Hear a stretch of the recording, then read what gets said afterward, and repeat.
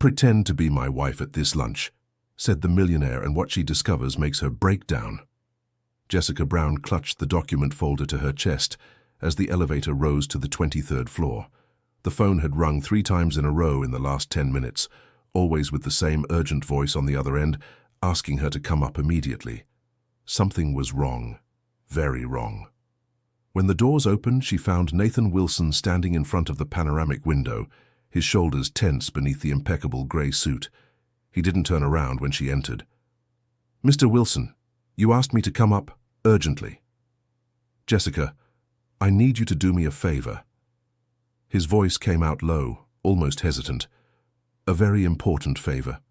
She approached slowly, feeling her stomach tighten. In the 8 months she had worked as an executive secretary at that financial consulting firm, she had never seen the boss so nervous. Nathan had always been controlled, precise, almost cold in his decisions. "Of course, sir. What do you need?" He finally turned around, and Jessica could see the tense expression on his face. The brown eyes that usually examined reports with coolness now seemed to carry a weight she couldn't identify. "This afternoon, I have a decisive lunch with 3 important investors." He paused, running his hand through his neatly combed brown hair. "If this deal doesn't go through, the company could have serious financial problems in the coming months." Jessica nodded, waiting. She knew the company was in delicate negotiations, but she didn't understand where she fit into it.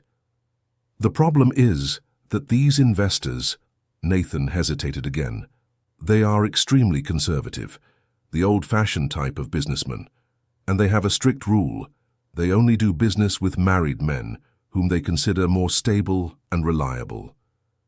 Jessica's heart raced. She began to understand where this conversation was heading. "I need you to pretend to be my wife during this lunch." The words fell like stones in the silence of the office. Jessica felt the air leave her for a moment. She looked at the man in front of her, searching for some sign that this was some kind of test or bad joke. "Are you serious, sir?" "Completely." Nathan approached, his expression pleading. "I know it's an absurd request, Jessica, but I'm desperate. There are 43 employees who depend on this company, entire families who count on these jobs." She took a step back, her mind spinning. This was crazy. Pretending to be the boss's wife. What if they found out? What if something went wrong? "I don't know if I can do this, Mr. Wilson. I'm not an actress. You just need to sit by my side, smile when necessary, and confirm what I say." His voice became firmer, almost imperative. "The lunch is at 1 o'clock at the Manhattan Terrace, 2 hours at most. After that, everything goes back to normal." Jessica thought of her mother at home, Margaret, who had spent the previous night coughing until she couldn't breathe properly. She thought of the medical bills piling up in the kitchen drawer, each white envelope representing another worry that kept her awake. She thought of the salary that barely covered basic expenses, let alone the expensive medicines her mother needed. She needed that job. Desperately. "Okay." The answer came out before she could think better. "I'll do it." Nathan let out the air he was holding, and something like relief crossed his face. "Thank you, Jessica. You don't know how much this means to me." He picked up a thick envelope from the desk and handed it to her. "Here's a corporate credit card. Go to a store and buy a suitable dress for the occasion, something elegant but discreet, and come back here at 11:30. We need to rehearse some details before we go." Jessica took the envelope with trembling hands. When she was almost at the door, his voice stopped her. "And Jessica, not a word about this to anyone, absolutely no one." She nodded and left, feeling her legs weak as she returned to her desk on the 19th floor. She sat in her chair and stared at the envelope in her hands, trying to process what had just happened. Marina, the receptionist who worked at the next desk, leaned over curiously. "Are you okay? You look pale." "I'm great," Jessica forced a smile. "Just a little tired." She put the envelope in her bag and tried to get back to work, but it was impossible to concentrate. Nathan's words echoed in her mind. "Pretend to be my wife." How does someone pretend to be someone else's wife? What should she say? How should she act? At 10:30, Jessica picked up her bag and went down to the ground floor. The company driver was already waiting in front of the building, as Nathan had instructed. She got into the black car with tinted windows, feeling strange in that luxury. "Where to, Miss Brown?" asked the driver, a middle-aged man named Oswald. "Rockefeller Center Mall, please." During the ride through the busy streets of New York City, Jessica looked out the window, trying to calm her nerves. She had grown up in Queens, on the outskirts where luxury was something only seen on television. Her mother, Margaret, had worked her whole life as a housekeeper to give her a better education. Now, at 34, Jessica had finally gotten a job at a large company, but she still felt out of place in that world. In the women's clothing store at the mall, a blonde saleswoman in high heels greeted her with a professional smile that didn't reach her eyes. Jessica explained that she needed a dress for a business lunch, and the woman guided her to a section with expensive pieces that made her stomach turn just looking at the price tags. "This style would look beautiful on you." The saleswoman held up a bronze-colored sleeveless dress, elegant and understated. "It's discreet but sophisticated, perfect for formal occasions." Jessica tried it on, and looking at herself in the mirror, barely recognized her own image. The dress fell perfectly on her body, enhancing her black skin and giving her an appearance of confidence that she didn't feel inside. "I'll take this one." After paying with the corporate card, she still had time to stop at a shoe store and buy a pair of low pumps to match. When she returned to the building, it was 15 minutes to 11:30. In the women's restroom on the 19th floor, she changed and fixed her short, curly hair as best she could. She applied light makeup that she had in her bag and looked at herself in the mirror once more. She needed to look convincing. She needed to make this work. At 11:30 sharp, she knocked on Nathan's office door. "Come in." He was sitting behind the desk, but stood up as soon as he saw her. For a brief moment, Jessica saw something pass through his eyes. Surprise, perhaps, or recognition. "You look perfect." He cleared his throat, adjusting his tie. "Please have a seat. We need to talk about some important details." Jessica sat in the chair facing him, her hands sweaty. "The investors will ask personal questions, inevitably." Nathan picked up a notepad. "So we need to align some basic information. How long have we been married?" "I don't know." "How long do you think?" 2 years, he wrote on the notepad. "We married discreetly, only close family. You worked at the company, we met here, fell in love and decided to get married." Jessica nodded, trying to memorize every word. "Where exactly did we meet? How was it?" Nathan paused, his eyes distant for a moment. "You brought documents for me to sign. You spilled coffee on my desk by accident." She was mortified, trying to clean everything up, and I found that charming. There was something in his voice that sounded too genuine, as if he were recalling a real memory. Jessica felt a discomfort growing in her chest. "And about my family?" she asked. "They'll want to know." "Tell them your mother lives with us, that she has health problems and you prefer to take care of her personally." Jessica's stomach churned. That was too true, too invasive. How did he know about her mother? "Mr. Wilson, how do you know my mother is sick?" He averted his gaze. "It's in your human resources file. You listed her as a dependent, remember?" She remembered. She had done that to qualify for the company's health plan, which covered direct dependents. "Right." Jessica took a deep breath. "Anything else?" "My favorite coffee is a double espresso without sugar. I wake up at 5:30 every morning to run. I don't like birthday celebrations. I'm allergic to seafood." He spoke quickly, as if getting rid of uncomfortable information. These are things a wife would know. Jessica tried to memorize everything, but her head was spinning. This was absurd, completely absurd. "And about you," Nathan continued. "What should I know about you?" Jessica hesitated. "I like to read before bed. I always drink chamomile tea at night. I'm afraid of heights. I wake up early to make my mother's coffee before coming to work." Nathan noted everything down silently. When he finished, he looked at her with an expression Jessica couldn't decipher. "There's one more thing I need to tell you." His voice grew quieter. "About my wife. My real wife. Dear listener, if you're enjoying the story, Please take a moment to like and especially subscribe to the channel. It really helps us who are just starting out. Now continuing. The silence that followed was heavy. Jessica saw Nathan swallow hard, his fingers drumming nervously on the table. She is no longer here. He couldn't look her in the eyes. It's been 6 months. 6 months? Jessica felt the shock run through her body. But you're going to pretend you're married again? So soon? They don't know. Nathan finally faced her. The investors don't know that Beatrice is gone. They knew her, did business with us for years. If they find out I've been a widower for such a short time, they'll question my emotional stability. They'll doubt my ability to manage the company at such a delicate time. Jessica felt nauseous. This was worse than she had imagined. Much worse. So I'm not pretending to be your wife. Her voice came out trembling. I'm pretending to be her replacement. Nathan closed his eyes for a moment, the pain visible on his face. When they ask about Beatrice, what should I say? Say you met her briefly, if the topic comes up, that she was a wonderful person.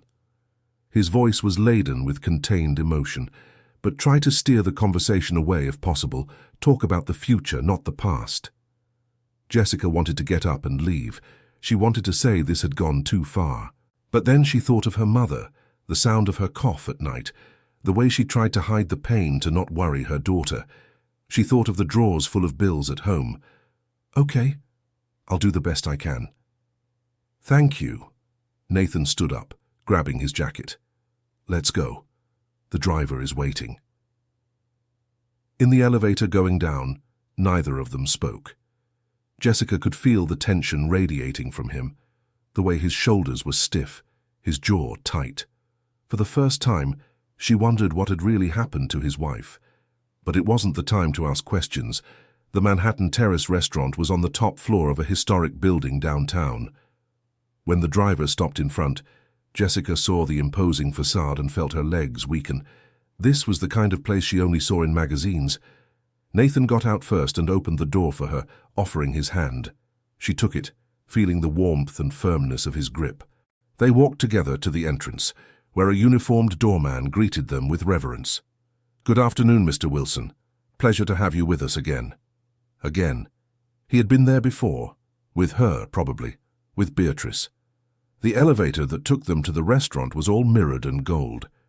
Jessica saw her reflection next to Nathan and had to admit that, at least externally, they looked like a convincing couple. He tall and elegant in his dark suit, she in the bronze dress that now seemed custom-made.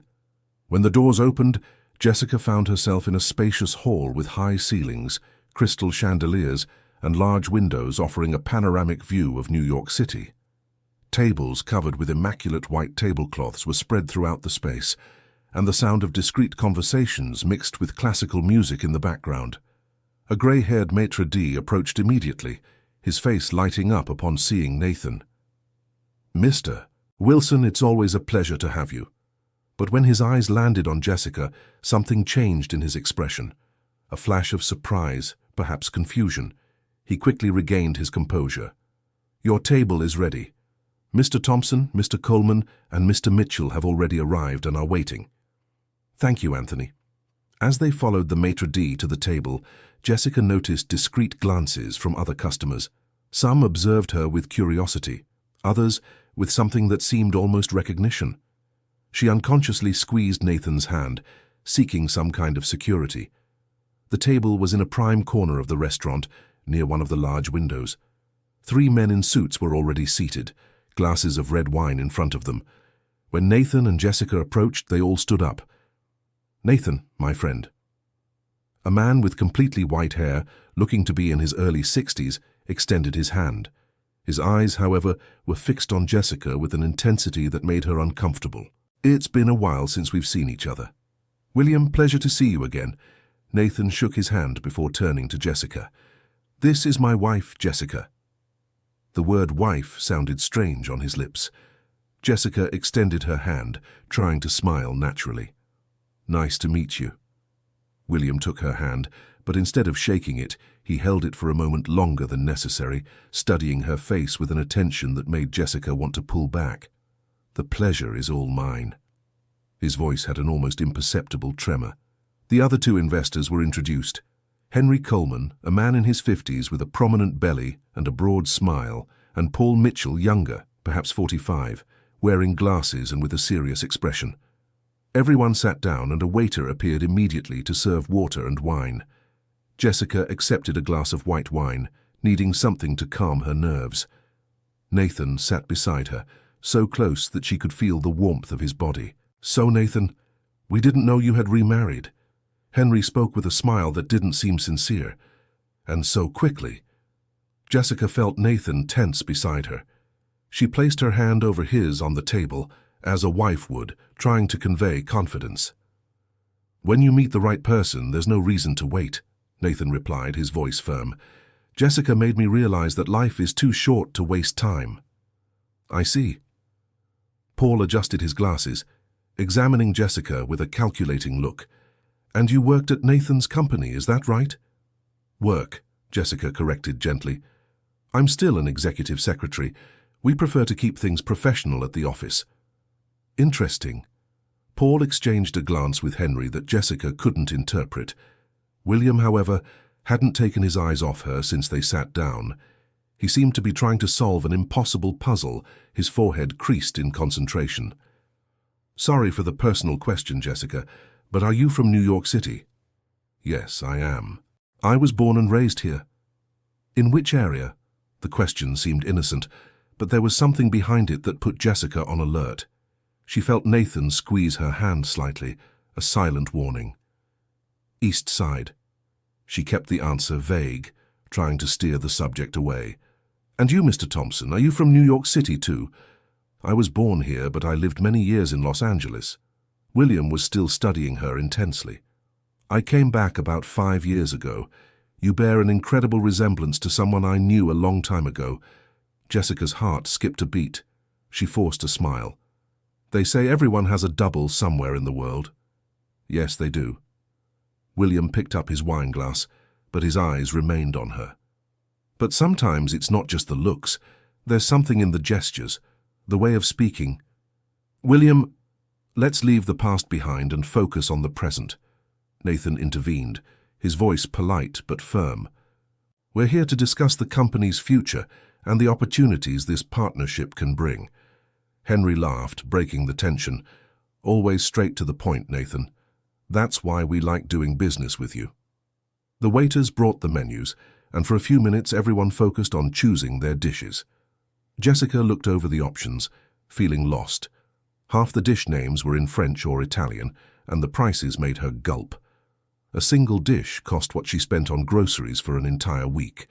"The filet mignon medallion is excellent here," Nathan murmured softly, just for her to hear. "If you don't know what to order." She nodded, grateful for the guidance. When the waiter returned, everyone placed their orders. Jessica ordered what Nathan had suggested, and he ordered a fungi risotto. She remembered what he had said, allergy to seafood. At least that part of the charade seemed real. "So, Nathan, tell us about the company's expansion." Paul interlaced his fingers on the table. "In the report you sent, you mentioned interest in opening branches in other capitals." While Nathan began explaining the business details, Jessica tried to focus on looking interested and supportive, but she couldn't ignore how William observed her from time to time, as if trying to connect puzzle pieces. The waiters brought the appetizers, and the conversation shifted to more general topics. Henry told stories about recent travels, Paul commented on the financial market, and Nathan participated naturally, showing knowledge and confidence. It was when Henry turned to Jessica, the broad smile still on his face. "And you, Jessica, what's it like being married to a workaholic like Nathan? I imagine he spends more time at the office than at home." Jessica felt all eyes turn to her. She took a deep breath, remembering what Nathan had said about being convincing. "He is dedicated to his work, yes." She forced an affectionate smile looking at Nathan. "But when he's with me, he's completely present. I think that makes all the difference." Nathan returned the look, and for a moment, Jessica saw something flash in his eyes. Sadness, perhaps, or guilt. How lovely. Henry took a sip of wine. Beatrice always said the same thing, that Nathan was physically absent sometimes, but when he was present, he was entirely hers. The name dropped like a bomb at the table. Jessica felt Nathan become completely rigid beside her. The silence that followed was suffocating. Paul and Henry exchanged uncomfortable glances. William, however, was leaning forward, watching both their reactions closely. "Sorry, Nathan." Henry cleared his throat. "I didn't mean to bring up difficult memories, it's just, well, we all knew Beatrice. We did business together for years. She was an extraordinary woman." "She was." Nathan agreed, his voice tense. "But life goes on. Jessica helped me realize that." Jessica placed her hand over his again, feeling how cold his fingers were despite the restaurant's warmth. "Love doesn't replace love," she said softly, the words coming out without planning. "It just creates a new space in our hearts." William stared at her intensely upon hearing that, and Jessica saw his eyes grow shiny. There was something deeply emotional in his expression, something that made her uneasy. Wise words. William finally spoke, his voice hoarse. And true. Very true. The main courses arrived, bringing temporary relief to the tense atmosphere at the table. Jessica cut into the filet mignon, which was so tender the knife slid through effortlessly. It was the most delicious meat she had ever tasted, but she could barely register the flavor. She was too preoccupied with every word, every glance, every gesture. As they ate, the conversation returned to business. Nathan explained the company's numbers, growth projections, risks and opportunities. Henry and Paul asked technical questions, and William listened silently, occasionally nodding. It was then that Jessica noticed something strange. A younger waiter passed near their table, and she saw his gaze land on her with surprise. He stopped, opened his mouth as if to say something, but then closed it and kept walking. A few seconds later, he returned, this time accompanied by an older waiter. Both glanced at her discreetly before moving away, whispering to each other. Jessica felt a chill down her spine. Why were the waiters reacting that way? Did they know this was a charade? Did they recognize her from somewhere? But that made no sense. She had never been to that restaurant before. There was no way they could know her. "Are you okay?" Nathan murmured quietly, just for her to hear. "You look pale." "I'm fine." She forced a smile. "Just a little nervous." He gently squeezed her hand under the table, a gesture of encouragement. But Jessica could barely focus on the conversation. She grew increasingly certain something was wrong. People in the restaurant were looking at her strangely. The maitre d' had reacted oddly when he saw her. William kept studying her as if trying to solve a mystery. "So, Jessica, tell me about your family." William's voice pulled her from her thoughts. "Your parents, do you have siblings?" The question sounded casual, but there was a hidden urgency in his voice that made Jessica feel like she was being interrogated. "I'm an only child," she answered carefully. "My mother lives with me and Nathan. She has some health issues, so I prefer to care for her personally." "And your father?" "I never met him." The words came out sharper than she intended. "My mother raised me alone." She saw something change in William's face. The color drained from his cheeks, and he placed his fork back on the plate with trembling hands. Paul and Henry noticed his strange reaction and exchanged confused looks.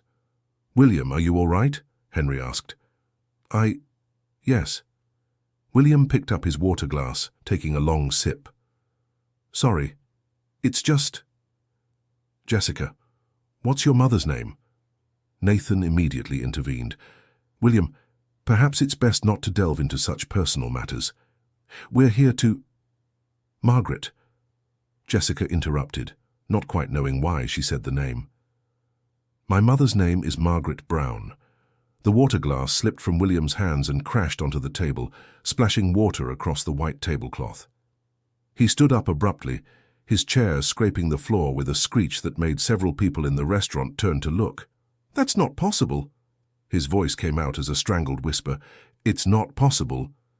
William, what's happening? Paul also stood up, concerned. Are you feeling sick? But William didn't answer. He was looking at Jessica as if he was seeing a ghost, his eyes wide and his face completely white. Then, without saying another word, he turned and walked quickly toward the restroom, stumbling in his haste. The silence that followed was total. Nathan was tense beside Jessica, his jaw tight. Henry and Paul looked completely lost, looking alternately at the path where William had disappeared and at Jessica. "Can someone explain what just happened?" Henry asked, confusion clear in his voice. "I have no idea." Nathan lied, but Jessica could feel the tension radiating from him. The maitre d'Anthony approached discreetly, bringing napkins to clean up the spilled water. "Is everything all right here, Mr. Wilson?" "Yes, thank you, Anthony." Nathan gestured for him to step away. Jessica felt her hands begin to tremble. Something was very, very wrong. William's reaction upon hearing her mother's name wasn't normal. And the way he had been watching her the whole time, as if he were seeing someone from the past. She turned to Nathan, keeping her voice low. "What's going on?" "I don't know," he whispered back, "but we need to stay calm and pretend everything is normal." But how could she pretend everything was normal when clearly it wasn't? Jessica looked around the restaurant and realized it wasn't just the waiters watching her now. Several people were looking at her with curiosity, some whispering among themselves.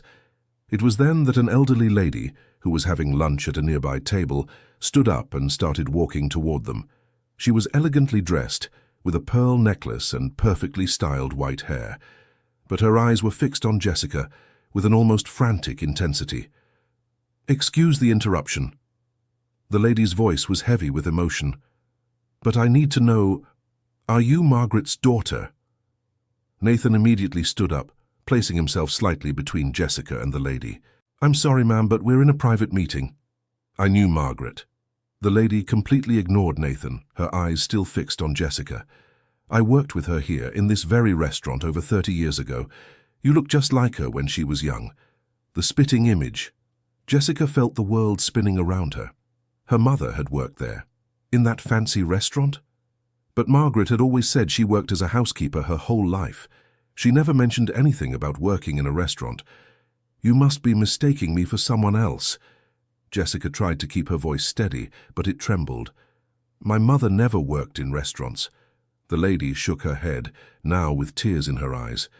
"I'm not mistaken, Margaret Brown. She was a waitress here, one of the best we ever had. I was the manager at the time. I remember her perfectly." Henry and Paul watched the scene in silence, completely lost. Nathan tried to intervene again. "Ma'am, we'd appreciate it if you could return to your table." "She was fired," the lady continued as if she needed to tell this. "Fired unfairly when they found out she was pregnant. I tried to stop it, but the owner at the time wouldn't listen to me. Margaret left here crying, with nowhere to go, no way to support the daughter she was expecting." Each word was like a punch to Jessica's stomach. She looked at Nathan, searching for some kind of denial, some sign that this wasn't true. But he was pale, his eyes fixed on the elderly lady with an expression that seemed almost fearful. "Who was the owner at the time?" Jessica's voice came out weak, almost inaudible. The woman hesitated, glancing nervously at Nathan before answering. It was Mr. Wilson's father, Richard Wilson." The world stopped. Jessica felt as if all the air had been sucked from her lungs. She looked at Nathan, seeing the confirmation written on his face. He knew. He knew about this. "You knew?" The words came out as an accusation. "You knew your father fired my mother." Nathan opened his mouth, but no sound came out. Henry and Paul stood up, clearly realizing this had stopped being a business meeting and become something much more personal and painful. "Maybe we should reschedule this meeting," Paul suggested uncomfortably. "Clearly it's not a good time." But Jessica barely heard them. She was looking at Nathan, feeling the betrayal burning in her chest. Had he brought her here knowing this was the place where her mother had been humiliated and fired while pregnant? "Jessica, I can explain," Nathan began. "No." She stood up abruptly, grabbing her purse. "I don't want to hear explanations." It was then that the maitre d'Anthony approached again, this time carrying something in his hands. It was an old photograph, yellowed with time. "Miss, I thought you might want to see this." He extended the photo with trembling hands. "I found it in the restaurant's archives. It's from our 1990 staff." Jessica took the photo with hands that wouldn't stop shaking, and there in the second row was her mother. Margaret, 30 years younger, wearing a waitress uniform, smiling at the camera. She was so beautiful, so young, so full of hope. But it wasn't just her mother that Jessica saw in the photo. Next to Margaret, with his arm around her shoulders, was a young man in a suit. And Jessica recognized him immediately. It was William Thompson. The pieces began falling into place with devastating clarity.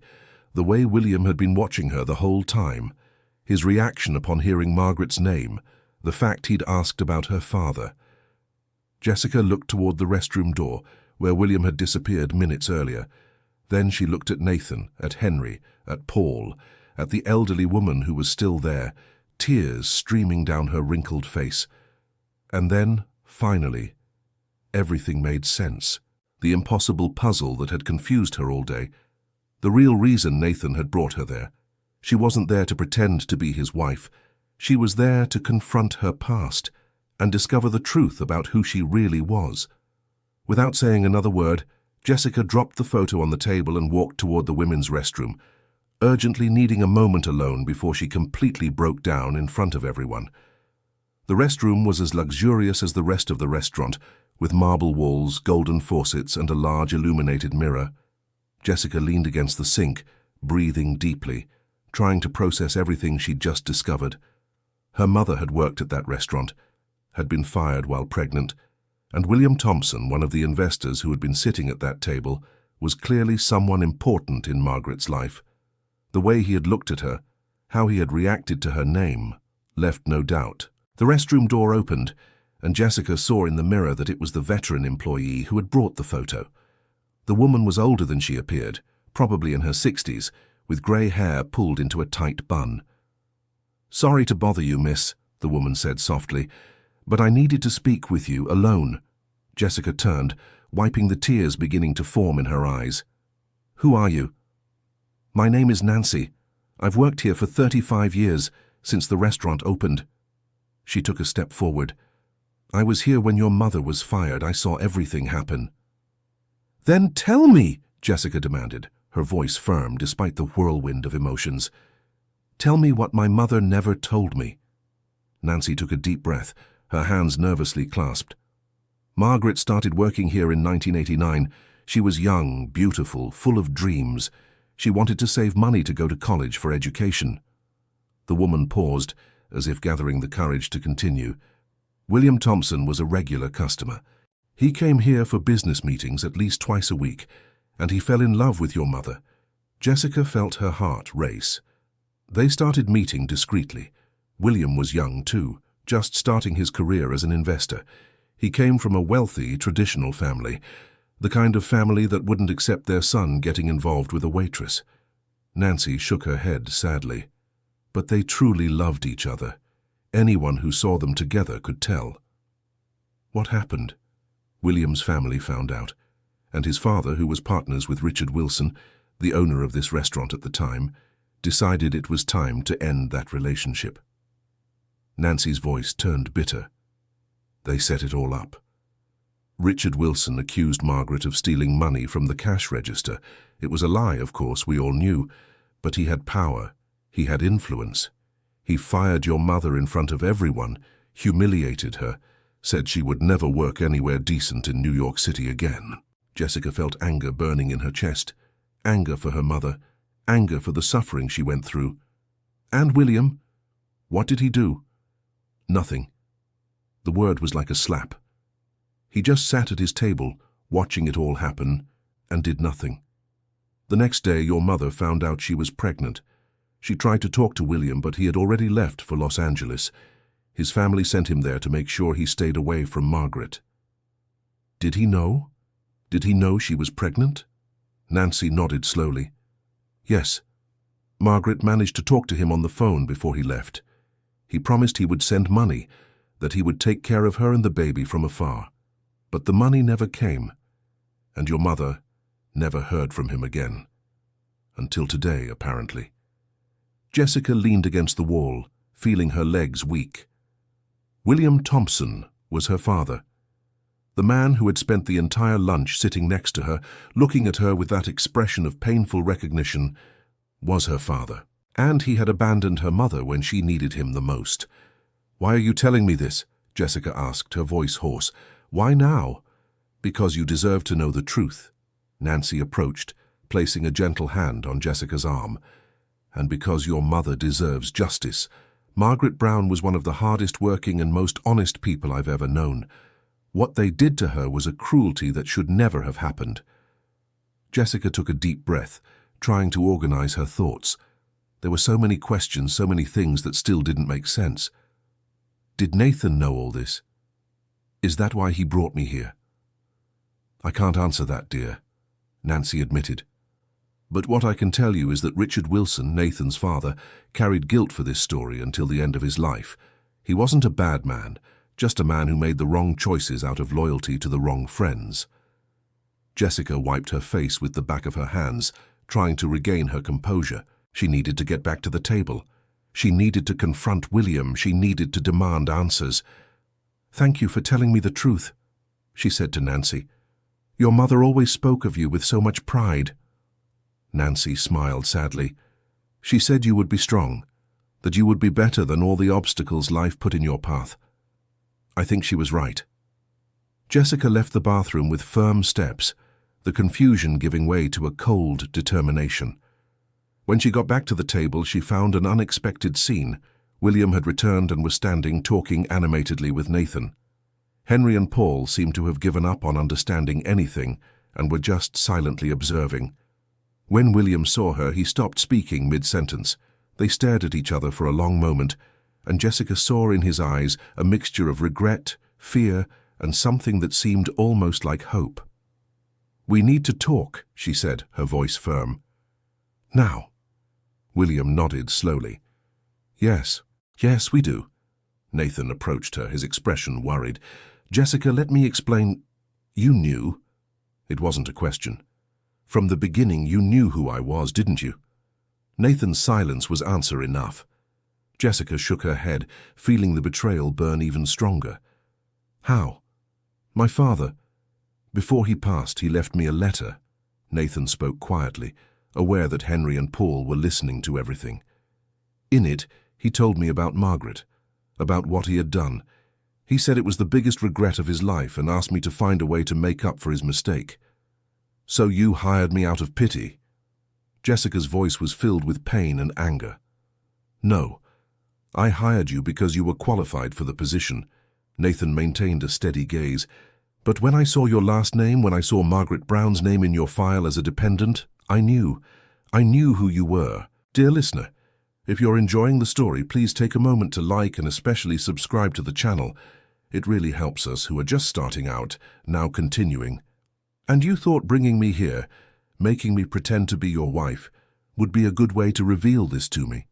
Jessica laughed, but it was a bitter sound without humor. "You used me, Nathan. I tried to find the best way to tell you." He took a step forward. "I tried for months. But how do you tell someone that your father ruined her mother's life? How do you ask forgiveness for something you didn't even do?"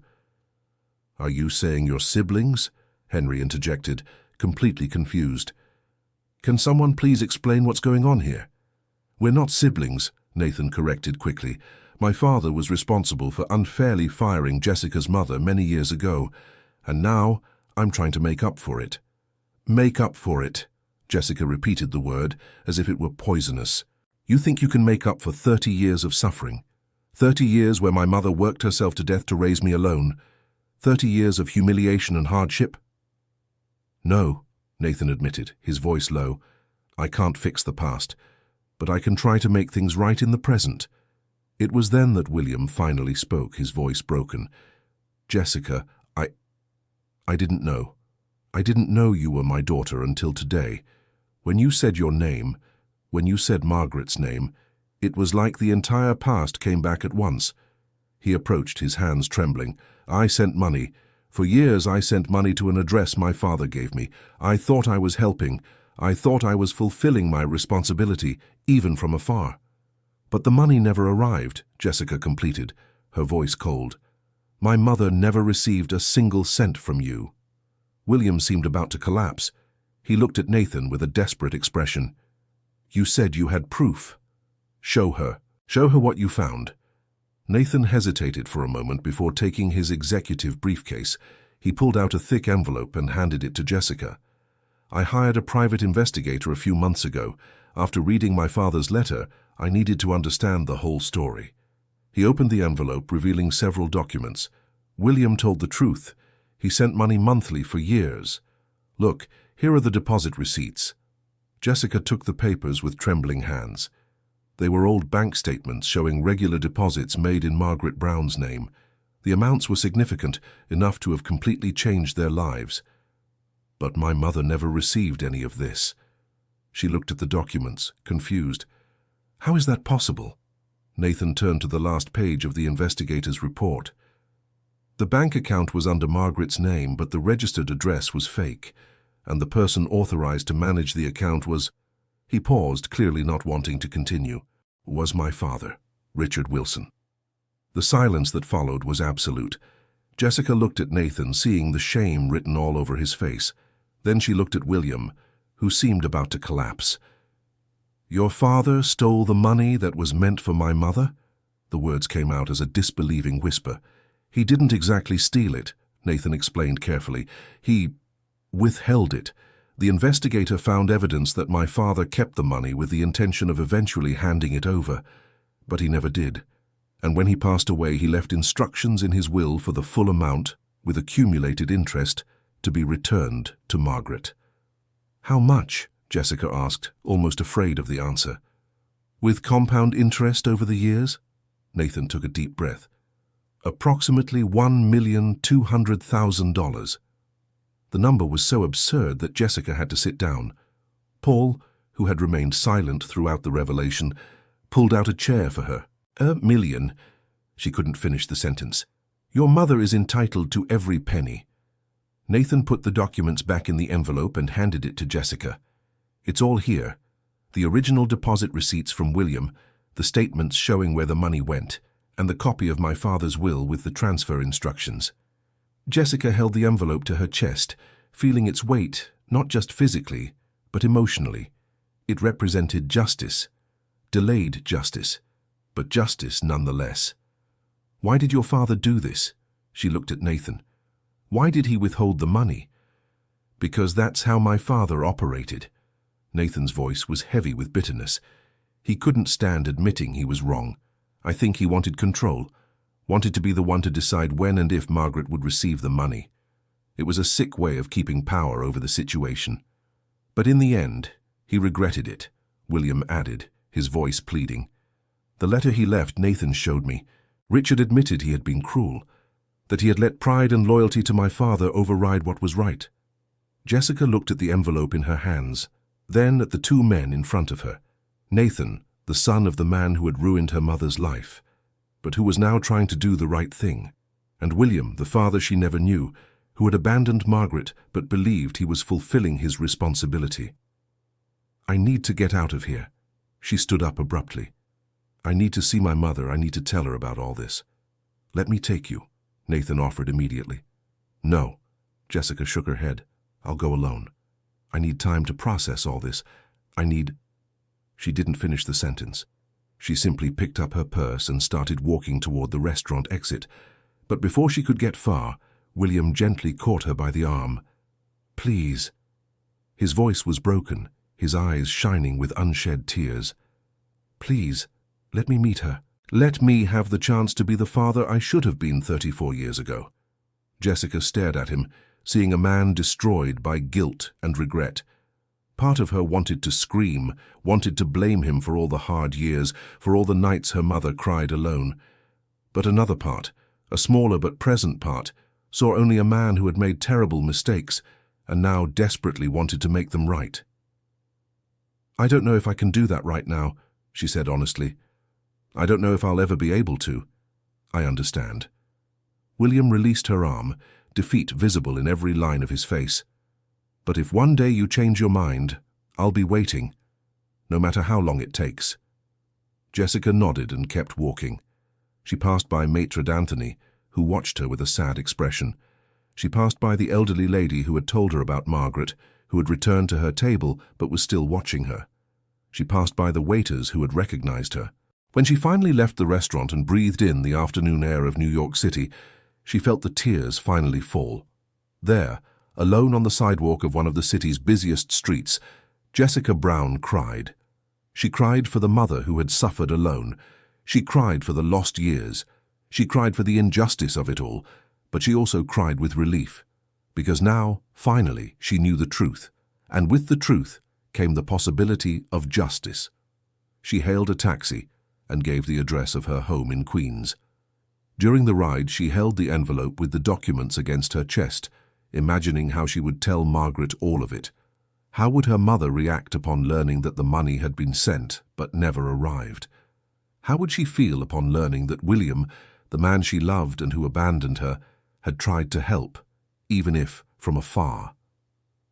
The house was small, just 2 bedrooms in a housing complex, but it was theirs. Margaret had worked for years to manage to buy that house, even if it was on the outskirts. When Jessica opened the door, she found her mother sitting on the living room sofa, watching the 6 o'clock soap opera. Margaret was 63 years old but looked older. The years of hard work had taken their toll, and now her chronic lung disease kept her at home most of the time. Her hair was completely white. Her skin showed all the marks of time and suffering. But when she saw Jessica, her face lit up with that smile that always made everything seem better. "Honey, you're home early today." Margaret started to get up, but a cough interrupted her. "Stay seated, Mom." Jessica rushed to her, helping her settle back down. "I need to talk to you about something important." Something in Jessica's voice made Margaret become alert. The older woman turned off the television and turned completely to her daughter, studying her face. "What happened? You've been crying. Did someone do something to you at work?" "Mom, Jessica took a deep breath, trying to find the right words. "I need you to tell me the truth about my father. The whole truth." The color drained from Margaret's face. She remained completely still for a long moment, just looking at her daughter with a mixture of fear and sadness. "How did you—" Her voice failed. "How did you find out?" "I had lunch today at a restaurant. The Manhattan Terrace." Jessica saw her mother's reaction, the way she flinched upon hearing the name. "And there, I met people who knew you, who worked with you. And I found him, Mum. I found William Thompson." Margaret began to cry, her hands covering her face. Sobs shook her fragile body, and Jessica hugged her, letting her mother cry out everything she had held in for decades. When Margaret finally managed to speak, her voice came out broken, laden with old pain. "I was going to tell you. I always planned to tell you when you were older. But as the years passed, it became harder and harder. How could I explain that your father was a rich man who abandoned me when I was pregnant? How could I say that I was fired in a humiliating way and thrown out on the street with nowhere to go?" "Mom, you don't have to justify yourself." Jessica held her mother's face in her hands. "You did nothing wrong. The mistakes were others, not yours." "I loved that man, Jessica," Margaret confessed, tears streaming down her wrinkled face. "I loved him with every part of me. And when he didn't fight for me, when he let them fire me like that without saying a word, it was as if my heart had been ripped from my chest. He said he sent money, for years, but you never received it, did you?" Margaret shook her head, confused. "Money? What money?" Jessica took the envelope and opened it, showing the documents to her mother. She explained everything, from Richard Wilson's letter to William's deposits that never reached their destination. Margaret looked at the papers with trembling hands, hardly believing what she was seeing. $1 million? Her voice came out as a disbelieving whisper. "This can't be true." "It's true, Mom, and it's rightfully yours." Jessica held her mother's hands. "Everything you went through, all the suffering, will finally have some kind of compensation." "But I don't want his money," Margaret said suddenly, her voice growing firmer. "I don't want anything from William Thompson or the Wilson family. I built my life without them. I raised you without their help. My pride is worth more than any amount of money." "Mum, it's not about pride," Jessica argued gently. "It's about justice. This money isn't charity, it's what was rightfully yours from the beginning. You don't have to accept it for William or for Richard. Accept it for yourself. Accept it because you deserve it. Accept it because you can finally have the peaceful life you should have had 30 years ago." Margaret looked at the documents again, then at her daughter. Jessica saw the moment something shifted in her mother's eyes when the resistance began to give way. "What about William?" Margaret asked softly. Does he want to see me?" "I don't know," Jessica admitted. "He wants to meet me. Said he wants the chance to be the father he should have been, but he didn't talk about you directly." "Of course not." Margaret laughed, but it was a bitter sound. "William was always a coward. Even when he was young, when he said he loved me, he didn't have the courage to stand up to his family. Why would it be different now?" "People change, Mum. Some do. Others just grow old." Margaret sighed, leaning her head back on the couch. "I don't know if I want to see him again, Jessica. I don't know if my heart could take it." They sat in silence for a few minutes, each lost in their own thoughts. It was Margaret who finally broke the silence. "And Nathan Wilson, Alberto's son. What does he have to do with all this?" "He's the one who hired me knowing who I was," Jessica explained. "He tried to find a way to fix what his father did, but he chose a very strange way to do it." "What do you mean?" Jessica told her about the request to pretend to be his wife, about the lunch with the investors, about how everything was set up for her to discover the truth in a dramatic and unexpected way. "That boy is crazy." Margaret shook her head. "He could have just called you to his office and told you everything. Why put on this whole show?" "I don't know," Jessica admitted. "Maybe he wanted me to find out for myself. Or maybe he really needed help with those investors and saw an opportunity to kill two birds with one stone." "And now?" Margaret asked. "What are you going to do?" "I don't know, Mum." Jessica rested her head on her mother's shoulder, something she hadn't done since she was a child. "I don't know what to do with all this." They stayed like that, hugging on the small living room couch as the afternoon turned to evening outside. And for the first time in a long time, Jessica felt like she wasn't carrying the weight of the world alone. The truth, as painful as it was, had brought a strange kind of relief. In the days that followed, Jessica's life turned upside down. Nathan had given her time off, saying she needed time to process everything. But time wasn't helping. The more Jessica thought about everything she had discovered, the more questions arose in her mind. On the third day after the disastrous lunch, she received a call from an unknown number. She hesitated before answering, but finally did. "Hello? Jessica?" The voice on the other end was hesitant, filled with emotion. "It's William Thompson." She stayed silent, not knowing what to say. "Please don't hang up," he continued quickly. "I know I have no right to ask for anything, but I need to see you. I need to try to explain, try to make you understand." "Understand what?" The words came out harsher than she intended. "Understand how you abandoned my mother. Understand how you ran off to Los Angeles without looking back." "I was young." His voice was broken. "I was stupid and cowardly. I let my family control me. I let the fear of disappointing them speak louder than the love I felt for Margaret. And every day since then, I've carried this guilt." "Guilt doesn't bring back the lost years." "No, it doesn't," William agreed. "But maybe it can be the beginning of something new. A relationship between father and daughter. Even if it's late." Jessica stayed silent, thinking.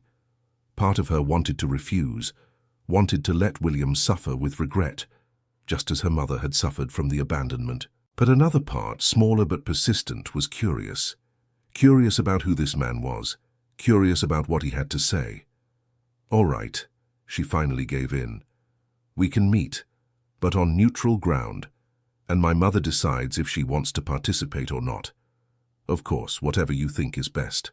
The relief in his voice was palpable. "Where and when?" They scheduled for 2 days later at a cafe on Fifth Avenue. When Jessica told Margaret about the meeting, her mother's reaction was unexpected. "I'm going with you," Margaret said, her voice firm despite her trembling hands. "I won't let you face this alone. And besides, I think I need some answers too." On the appointed day, mother and daughter dressed carefully. Margaret put on her best dress, a simple but elegant navy blue, and combed her white hair carefully. Jessica helped her with her makeup, seeing how nervous but determined her mother was. The cafe was small and cozy, with few tables and a calm atmosphere. When they arrived, William was already there, sitting at a table in the corner. He stood up as soon as he saw them enter, and Jessica could see how he paled upon seeing Margaret. Dear listener, if you're enjoying the story, please take a moment to like and especially subscribe to the channel. It really helps us who are just starting out. Now continuing. Margaret. The name came out like a prayer from his lips. You're beautiful." Margaret didn't respond immediately. She just stared at him, studying every line of his face, every strand of grey hair, every mark that time had left. William had aged, just like her, but he was still recognizable as the young man she had fallen in love with so many years ago. "William." She finally spoke, her voice cold. "I didn't expect to see you again in this lifetime." "Neither did I," he admitted, gesturing for them to sit. "But maybe life is giving us a second chance, a chance to fix what we did so wrong in the past." They sat down, and an uncomfortable silence settled in. A waitress approached to take their orders, and everyone ordered coffee without much thought. When the young woman walked away, William took a deep breath. "I don't know where to start." "How about from the beginning?" Margaret suggested, her arms crossed defensively. "From the day you sat at that table at Manhattan Terrace and watched me be humiliated and fired without doing absolutely anything." William closed his eyes, the pain visible on his face. "That was the most shameful day of my life. I wanted to stand up. I wanted to shout. I wanted to tell everyone that you were innocent. But I was afraid. Afraid of my father. Afraid of losing everything. Afraid I wasn't man enough to face the consequences. So you let me face the consequences alone." Margaret didn't try to hide the bitterness in her voice. "And when I called to tell you I was pregnant, you ran away to Los Angeles. My father forced me to go." William tried to defend himself. "He said either I go to Los Angeles and start a new life far from you, or I'd be disinherited. I was young, Margaret. I had nothing of my own. I thought if I kept the inheritance, at least I could help you financially. But the money never came. I know." Tears began to fall down William's face. "I only found out when Nathan showed me the documents. All these years I thought I was keeping my part of the deal, that you and our daughter were receiving the money I sent. I never imagined Richard was withholding everything."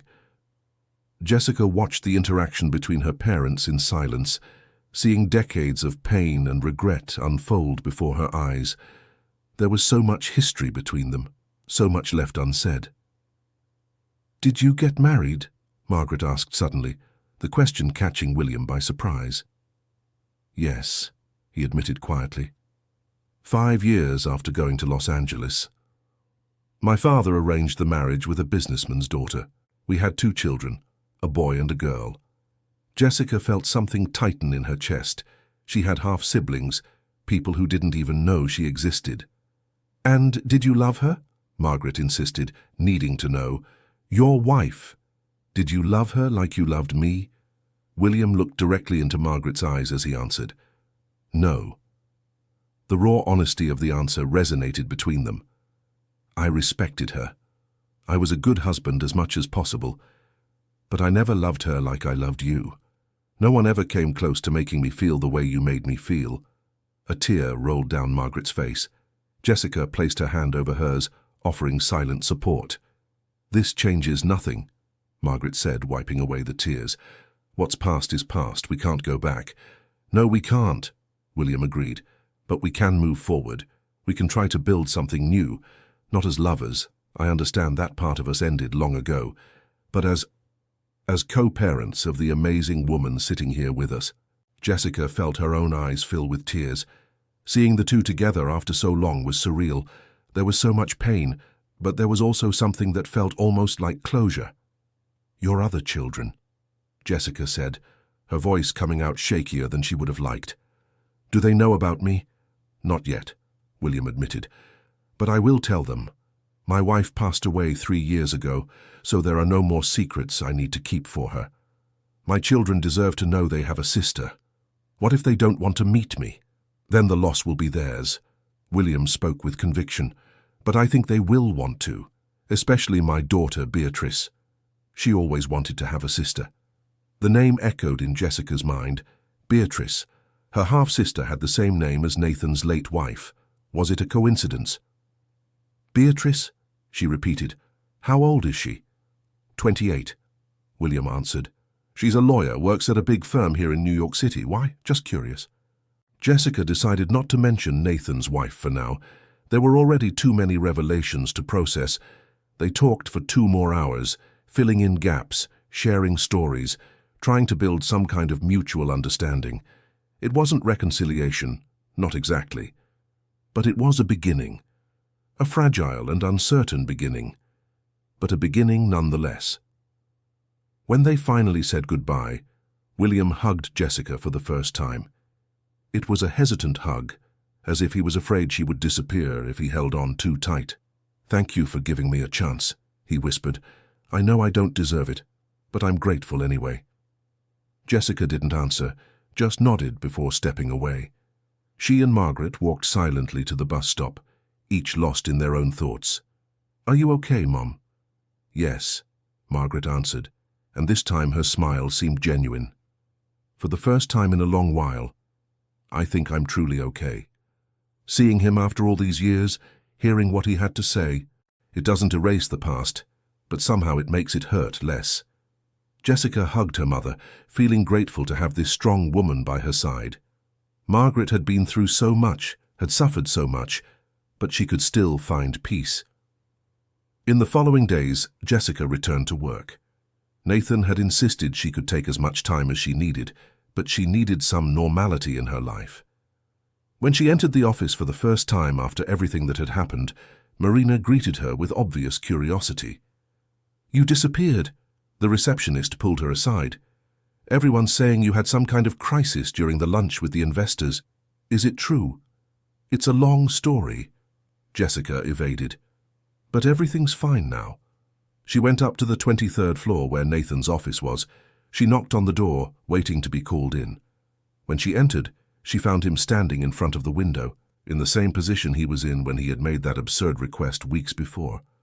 "Jessica." He turned around and she could see the tiredness on his face. "How are you?" Confused, upset, relieved. She sat in the chair without waiting for an invitation. All at the same time. "I should have told you in a different way." Nathan approached, sitting in the chair next to hers instead of behind his desk, removing the formal barrier. "I tried to think of 1,000 different ways to reveal the truth, but none seemed right. And then, when that lunch came up, I thought it would be better for you to find out naturally, surrounded by the people involved." It was cruel. Jessica didn't try to soften her words. "You used me, Nathan. You put me in an impossible situation without giving me a choice. I know, and I'm sorry." He looked directly into her eyes. "I spent months trying to find the courage to tell you the truth about what my father did. But every time I was about to speak, the words wouldn't come out. How do I admit that my family ruined your family's life?" "You start by telling the truth," Jessica replied simply. "No games, no elaborate schemes, just the truth." They stayed silent for a moment. It was Nathan who finally spoke again. "There's something else you need to know, about why I really chose you to pretend to be my wife that day." Jessica felt her stomach tighten. "There was more?" "My wife, Beatrice," Nathan continued, his voice growing softer. "She wasn't just my wife, she was William Thompson's daughter." The world stopped. Jessica looked at Nathan, trying to process what he had just said. "What?" "Beatrice was your half-sister," Nathan confirmed, wiping his eyes, which were starting to redden. "William had 2 children with his second wife, a boy, Roger, and Beatrice. I married Beatrice 4 years ago. And you knew? Jessica asked, her voice hoarse. When you hired me, did you know I was your wife's half-sister? Not at first, Nathan admitted. I found out later when I was investigating the whole story. It was a shock to realize that you and Beatrice were sisters. Sisters who never knew each other because William kept the secret of your existence even from his own children. Jessica stood up abruptly, needing to move, needing to process that devastating information. She had a sister who had passed away without ever knowing Jessica existed. What was she like? Jessica heard herself ask. Beatrice, what was she like? A sad smile crossed Nathan's face. She was wonderful, smart, funny, passionate about life. She worked as a lawyer at a human rights firm, always fighting for others, always trying to make a difference. His voice broke. She would have loved to meet you. What happened to her? Jessica asked softly. Nathan took a deep breath before answering. Brain aneurysm. It was sudden, unexpected. She was fine in the morning, complaining about a headache. By the afternoon, she was gone. A tear rolled down his face and he quickly wiped it away. We didn't even get the chance to say goodbye. Jessica felt her heart break for this man. She had thought he was manipulative, that he had used her for his own purposes. But now, seeing the raw pain in his eyes, she realized he was just a broken man trying to make sense of a world that no longer made sense to him. I'm sorry. The words seemed inadequate, but they were all she had to offer. I'm sorry for your loss. When I first saw you on your first day of work, I almost fainted, Nathan confessed. You're not identical to Beatrice, but there's something about you, in the way you smile, how you tilt your head when you're thinking, how your eyes light up when you talk about something you're passionate about. They're small gestures, little things that reminded me of her. Is that why you hired me? Jessica asked, not as an accusation, but as an attempt to understand. Because I reminded you of her. No. Nathan shook his head firmly. I hired you because you were the best candidate for the position. Your qualifications were impeccable, your references were excellent. But yes, the resemblance made everything more complicated for me. And when I found out about the connection between you and Beatrice, between your mother and my father, I knew I couldn't just let it pass. I had to do something. So, you made up that lunch? Jessica finished. Yes. The investors are real. The business need is real. But their requirement about only dealing with married men, that I made up. He admitted sheepishly. I wanted to put you in a situation where you would inevitably discover the truth, where you would meet William, where the people at the restaurant who knew your mother could recognize you. But I did it in the worst possible way, and I'm sorry for that. Jessica sat back down, feeling the weight of all those revelations. She had a sister she never knew. Nathan, her boss, whom she barely knew, had been married to that sister, and all that elaborate theater had been a clumsy attempt to reveal truths that had been buried for decades. I don't know what to do with all this, she admitted, her voice small. It's a lot to process. I know. Nathan placed his hand over hers on the arm of the chair, a gesture of comfort, not intimacy. And you don't need to decide anything right now. Take as much time as you need. Your job is safe, you can be sure of that. And the money my father owed your mother will be transferred as soon as all the legal documentation is ready. And William? Jessica asked. Does he know about you and Beatrice? He does. He's my father-in-law. Or was, technically still is, even with Beatrice gone, Nathan explained. That's why he was at that lunch. When I said I needed to schedule that meeting with investors, he offered to participate. I think he felt it was a way to be close to me, close to Beatrice's memory.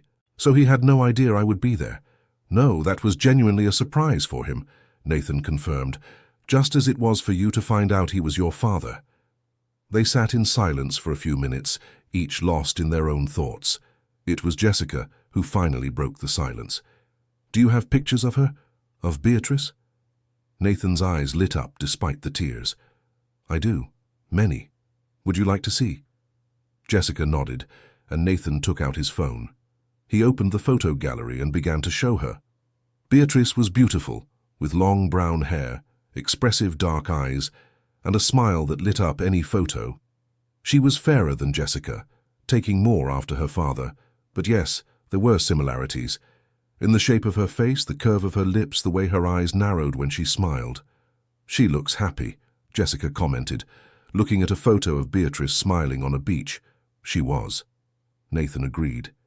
She had this incredible ability to find joy in the little things.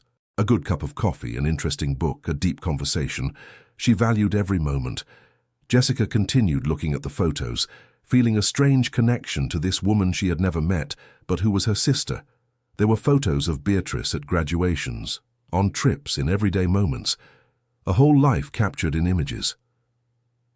Can I have copies of some of these photos?" she asked hesitantly. "I know it's strange to ask, but I'd like to have something of hers."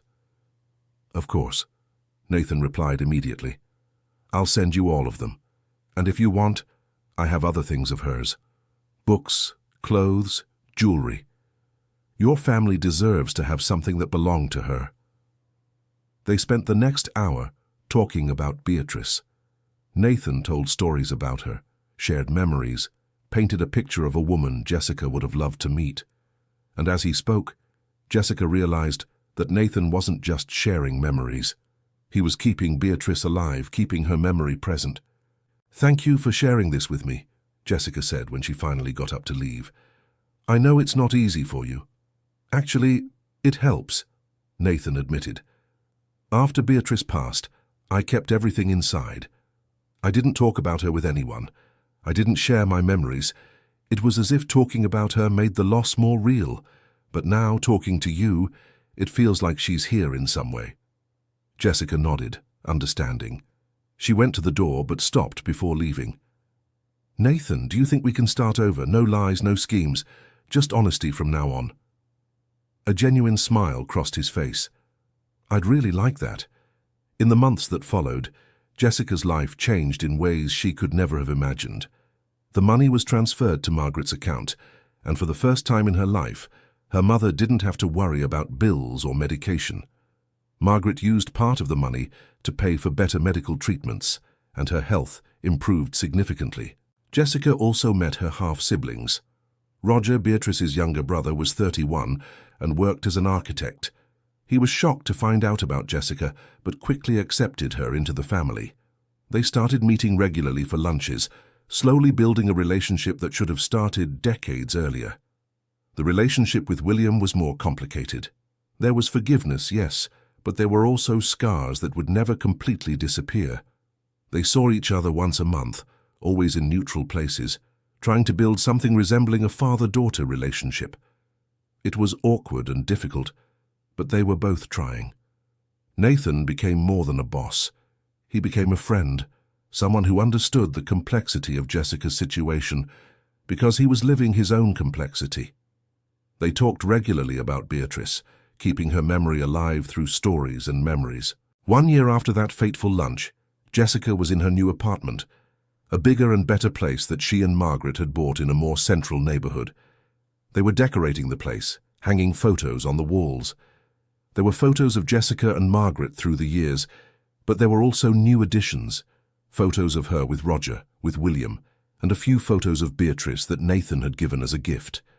Margaret was looking at one particular photo, that old photo from the restaurant where she worked when she was young. Jessica saw her mother run her fingers over the image affectionately. "Do you regret anything, Mum?" Jessica asked softly. Margaret thought for a long moment before answering. "No," she finally said. "I regret the choices others made, the things that were done to me. But I don't regret my own choices. I chose to raise you alone. I chose to work hard to give you a better life. I chose to be strong when all I wanted was to fall apart. And those choices brought me to you, to the incredible woman you've become. So no, I don't regret anything." Jessica hugged her mother, feeling grateful to have this incredible woman in her life. Margaret had been through so much, had suffered terrible injustices, but still managed to find peace and acceptance. "What about William?" Jessica asked. "Have you forgiven him?" "Forgiving doesn't mean forgetting," Margaret replied wisely. It means freeing yourself from the weight of resentment. Yes, I forgave William, not for what he did, but for myself, because carrying that anger only hurt me. Now seeing him trying to be a good father to you, even if it's late, I can have peace with the past." That night, Jessica received a message from Nathan. "Tomorrow is Beatrice's birthday. I'm going to visit her favorite place, an old bookstore downtown. Would you like to join me?" Jessica replied yes without hesitation. The next day, she met Nathan in front of a small used bookstore on a quiet street in the historic district. The place had an old charm, with dark wooden shelves filled with books from all eras. "Beatrice came here every week," Nathan explained as they entered. "She said used books had a soul, that every page carried the story not only of what was written, but of everyone who had ever read it before." They walked among the shelves, and Jessica felt something special about that place. It was as if she could feel the presence of her sister, the woman she had never met, but who was now part of her life through borrowed memories. She had a favorite section. Nathan guided her to a shelf at the back of the store, full of poetry books. Beatrice loved poetry. She said it was human emotions distilled in their purest form. Jessica ran her fingers over the book spines, feeling the texture of the old leather and yellowed paper. Then one particular book caught her attention. It was a thin volume of poems by Robert Frost, with a simple but elegant cover. She pulled it from the shelf and opened it. On the first page there was a handwritten dedication. "To Beatrice, who sees poetry in everything. With love, your father." Jessica looked at Nathan, her eyes wide. "William, he gave this to her." Nathan nodded, also surprised. "She never mentioned this book. I didn't know it was here." "Can I buy it?" Jessica asked, feeling that this book was important somehow. It was a connection between her, Beatrice, and William, a thread linking the past to the present. "Of course." After buying the book, they went to a nearby cafe. Jessica flipped through the pages carefully, reading some poems that Beatrice had marked. One in particular had several notes in the margins, as if she had returned to it repeatedly. The poem spoke of love, loss, and how both shape who we are. It spoke of carrying the people we love within us, even after they're gone. And at the end, there was a note written by Beatrice herself. "We all carry ghosts. The question is whether we let them haunt us or turn them into light that guides us. I choose the light." Jessica felt tears stream down her face as she read those words. Beatrice was right. They all carried ghosts. Margaret carried the ghost of a life she could have had. William carried the ghost of his cowardice. Nathan carried the ghost of Beatrice, and Jessica carried the ghost of a sister she never knew. But maybe it was time to turn those ghosts into light. "Nathan." She looked at him through her tears. "I think it's time we do something that truly honors Beatrice, something she would have loved." "What do you have in mind?" "You said she worked with human rights, that she was always fighting for others," Jessica began, the idea forming in her mind as she spoke. "How about we create a foundation in her name?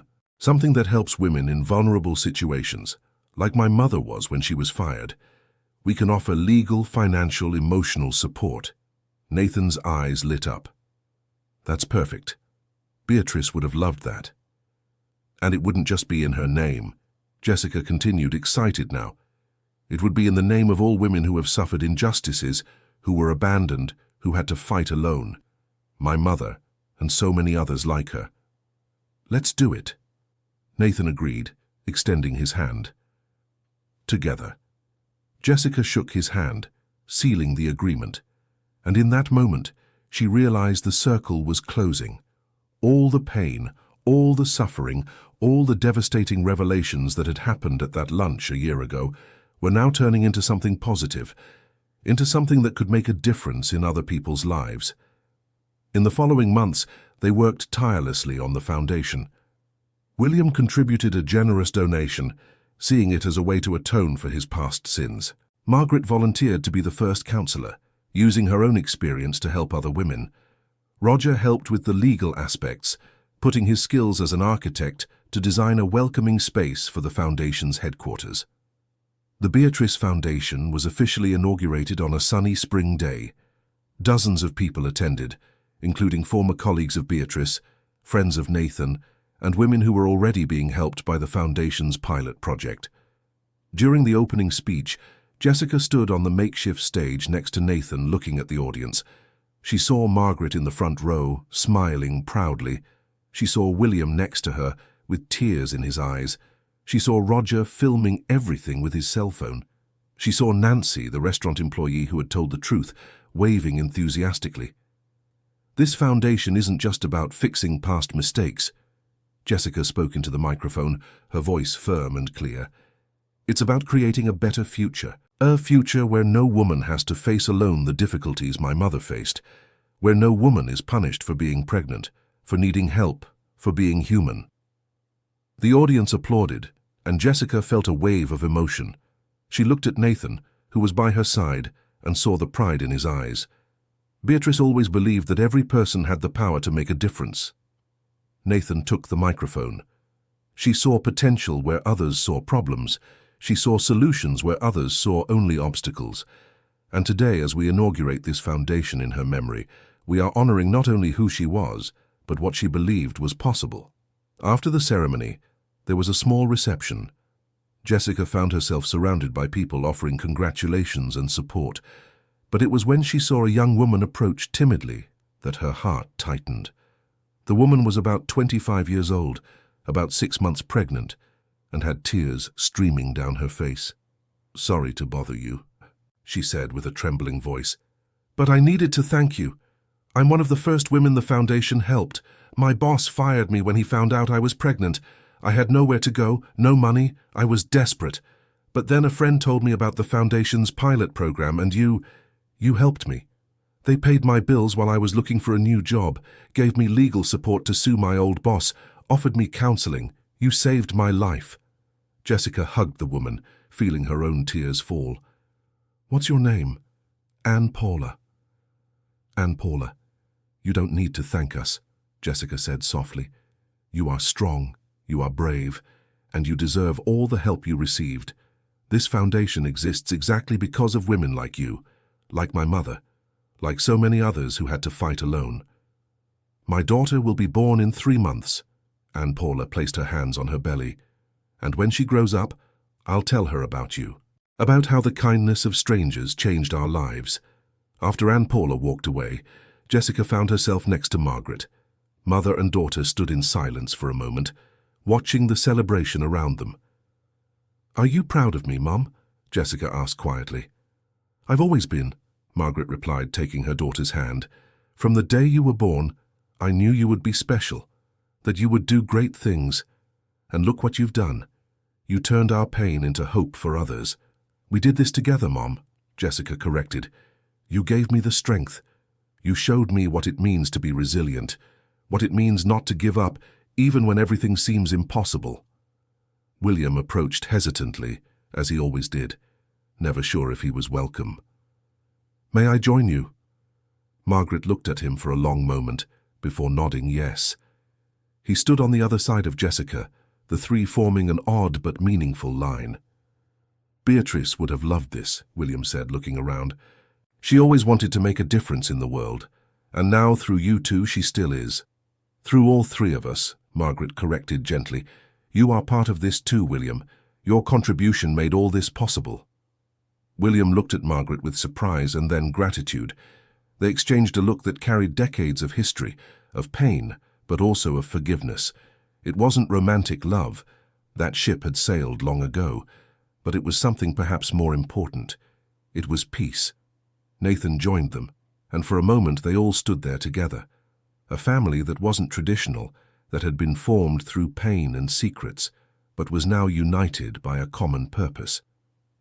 "You know," Nathan began, a sad smile on his face, "when Beatrice passed, I thought I'd never find meaning in anything again. Every day was just about surviving, getting from one hour to the next. But you, this foundation, this strange family we've built, you gave me back something I thought I'd lost forever. You gave me purpose." Jessica put her hand on his shoulder, a gesture of comfort and camaraderie. "You're not alone anymore, Nathan. None of us are. No matter what happens from now on, we have each other, and we have Beatrice's memory guiding us." As the sun began to set, casting a golden light over the celebration, Jessica had a moment of clarity. All of this had started with an absurd request. Pretend to be my wife at this lunch. A request that had led to devastating revelations, painful discoveries, to truths that had been buried for decades. But it had also led to this: healing, family, purpose. Weeks later, Jessica was in her office at the foundation, reviewing applications from women who needed help. It was emotionally draining work, reading story after story of injustice and suffering, but it was also deeply rewarding, knowing she had the power to make a difference. Her phone rang. It was a message from Roger. "Found more photos of Beatrice. Think you'll want to see these. Can I stop by?" "Of course. I'm in the office." 20 minutes later, Roger arrived with a shoebox full of old photos. They sat on the office floor, spreading the images around. "I found this in Dad's attic," Roger explained. "These are photos from when we were kids, but there are also some things from before." They started looking through the photos. There were images of Beatrice at various ages, from baby to adult. Roger shared stories about each one, bringing his sister to life through memories. It was then that Jessica found a photo that made her stop. It was a picture of teenage Beatrice, maybe 15 or 16 years old, holding a baby in her lap. "Who is this baby?" Roger looked at the photo and smiled. "That's me. Beatrice was 11 when I was born. She always said I was her first baby, even before she thought about having her own children someday." Jessica held the photo carefully, looking at Beatrice's young, radiant face. There was so much love in her eyes as she looked at baby Roger. It was clear she had been an amazing sister. "She would have been a wonderful mother," Jessica commented softly. "Yes," Roger agreed, his voice growing a bit hoarse. "She and Nathan were planning to have children. They were even looking for a bigger house, one with a yard for the kids to play in, and then she was gone, and all those plans went with her." They stayed silent for a moment, honoring the memory of that life that was cut short so abruptly, so unfairly. "You know," Roger finally spoke, "I used to get angry at fate, angry at God, angry at the universe for taking Beatrice so early. She was good, she was kind, she didn't deserve to go like that. But then the foundation opened, and I saw how her memory was helping so many people, and I realized that maybe that's what we leave behind. Not just sadness, but also the good we can inspire in others." Jessica looked at her half-brother with renewed respect. He was younger than her, but he had a wisdom that came from facing significant loss. "Beatrice would be proud of you," she said. "She would be proud of both of us," Roger corrected, putting his arm around Jessica's shoulders, "of this whole weird family that somehow works." That evening, Jessica returned home and found Margaret in the kitchen, preparing dinner. Her mother had a sparkle in her eyes that hadn't been there for years, a lightness in her movements that spoke of inner peace. "How was your day?" Margaret asked, stirring a pot on the stove. "Intense, but good." Jessica sat at the kitchen table, watching her mother cook. "Mum, can I ask you a question?" "Of course. If you could go back in time, knowing everything that would happen, would you still choose William? Would you still let your heart fall in love with him?" Margaret stopped stirring the pot, thinking carefully before answering. "Yes," she finally said, "because that love, however brief and painful it was, gave me you. And you, my daughter, are worth any suffering I had to go through. Every tear, every difficult night, every moment of despair, it was all worth it, because it brought me to you." Jessica felt tears streaming down her face. She stood up and hugged her mother, the two of them staying there in the small but cozy kitchen, holding each other.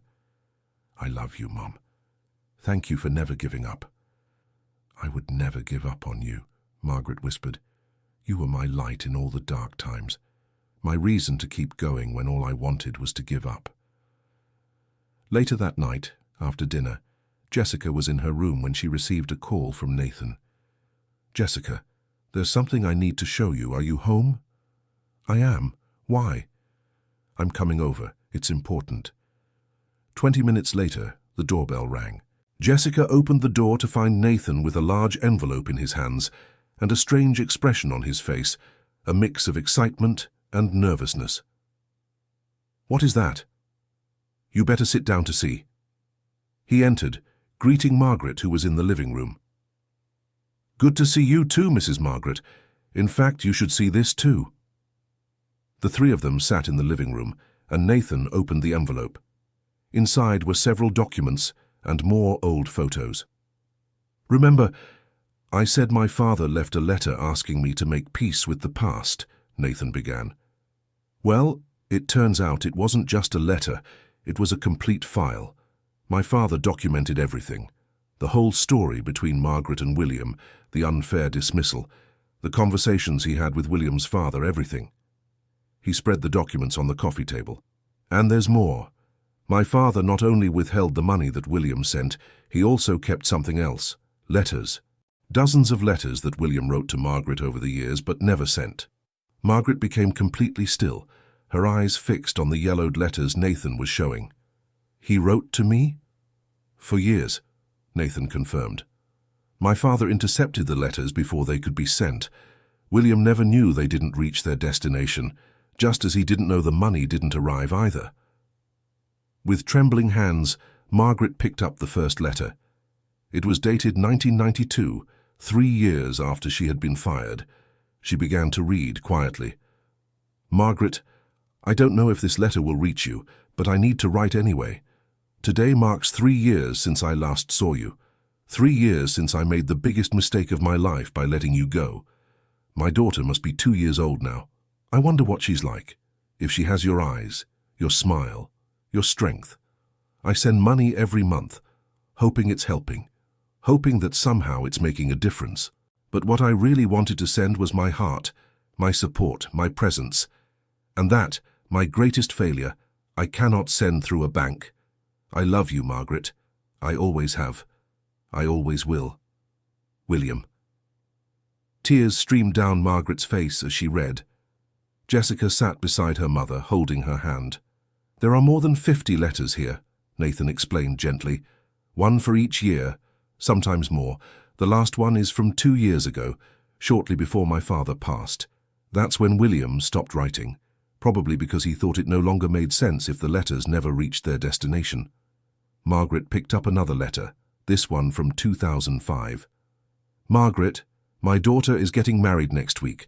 Beatrice found someone who loves her, someone good, someone who deserves her. But as I prepare to give my daughter away in marriage, I can't stop thinking about our daughter. She would be 24 now. Would she be in college? Would she have found someone special? Would she be happy? I beg the universe that you are happy, my unknown daughter, that you've had the life my cowardice tried to deny you, that your mother managed to give you everything you deserve, even without my help." "He thought of me," Jessica whispered, barely believing. "All these years he thought of me." "Always," Nathan confirmed. "The letters are full of questions about you, hopes for your future, regrets about not being present." Margaret was openly crying now, holding the letters to her chest. "He loved me. All these years I thought he had completely forgotten me, that he had moved on without looking back. But he loved me." "He did," Nathan said gently. "And I think in some tortured way, my father knew that. That's why he kept the letters instead of destroying them. Maybe he always knew that one day somehow you needed to see this." They spent the entire night reading the letters. Each one was a window into William's tormented soul, showing a man torn between the love he felt and the cowardice that kept him from acting on that love. As the sun began to rise, Margaret was holding the last letter, dated 2 years ago. "Margaret, this will likely be my last letter. I'm old now, tired. I've lost my wife. I've lost Beatrice. I carry so many losses that sometimes I feel I'll sink under their weight. But the greatest loss, the one that haunts me every night, is you. It's our daughter I never knew. It's the life we could have had if I'd been man enough to fight for us. They say in the end, we regret more the things we didn't do than the things we did. I am living proof of that. If there is a next life, Margaret, I promise I'll be brave. I promise I'll fight for us. I promise I'll be the man you always deserved. Forever yours, William."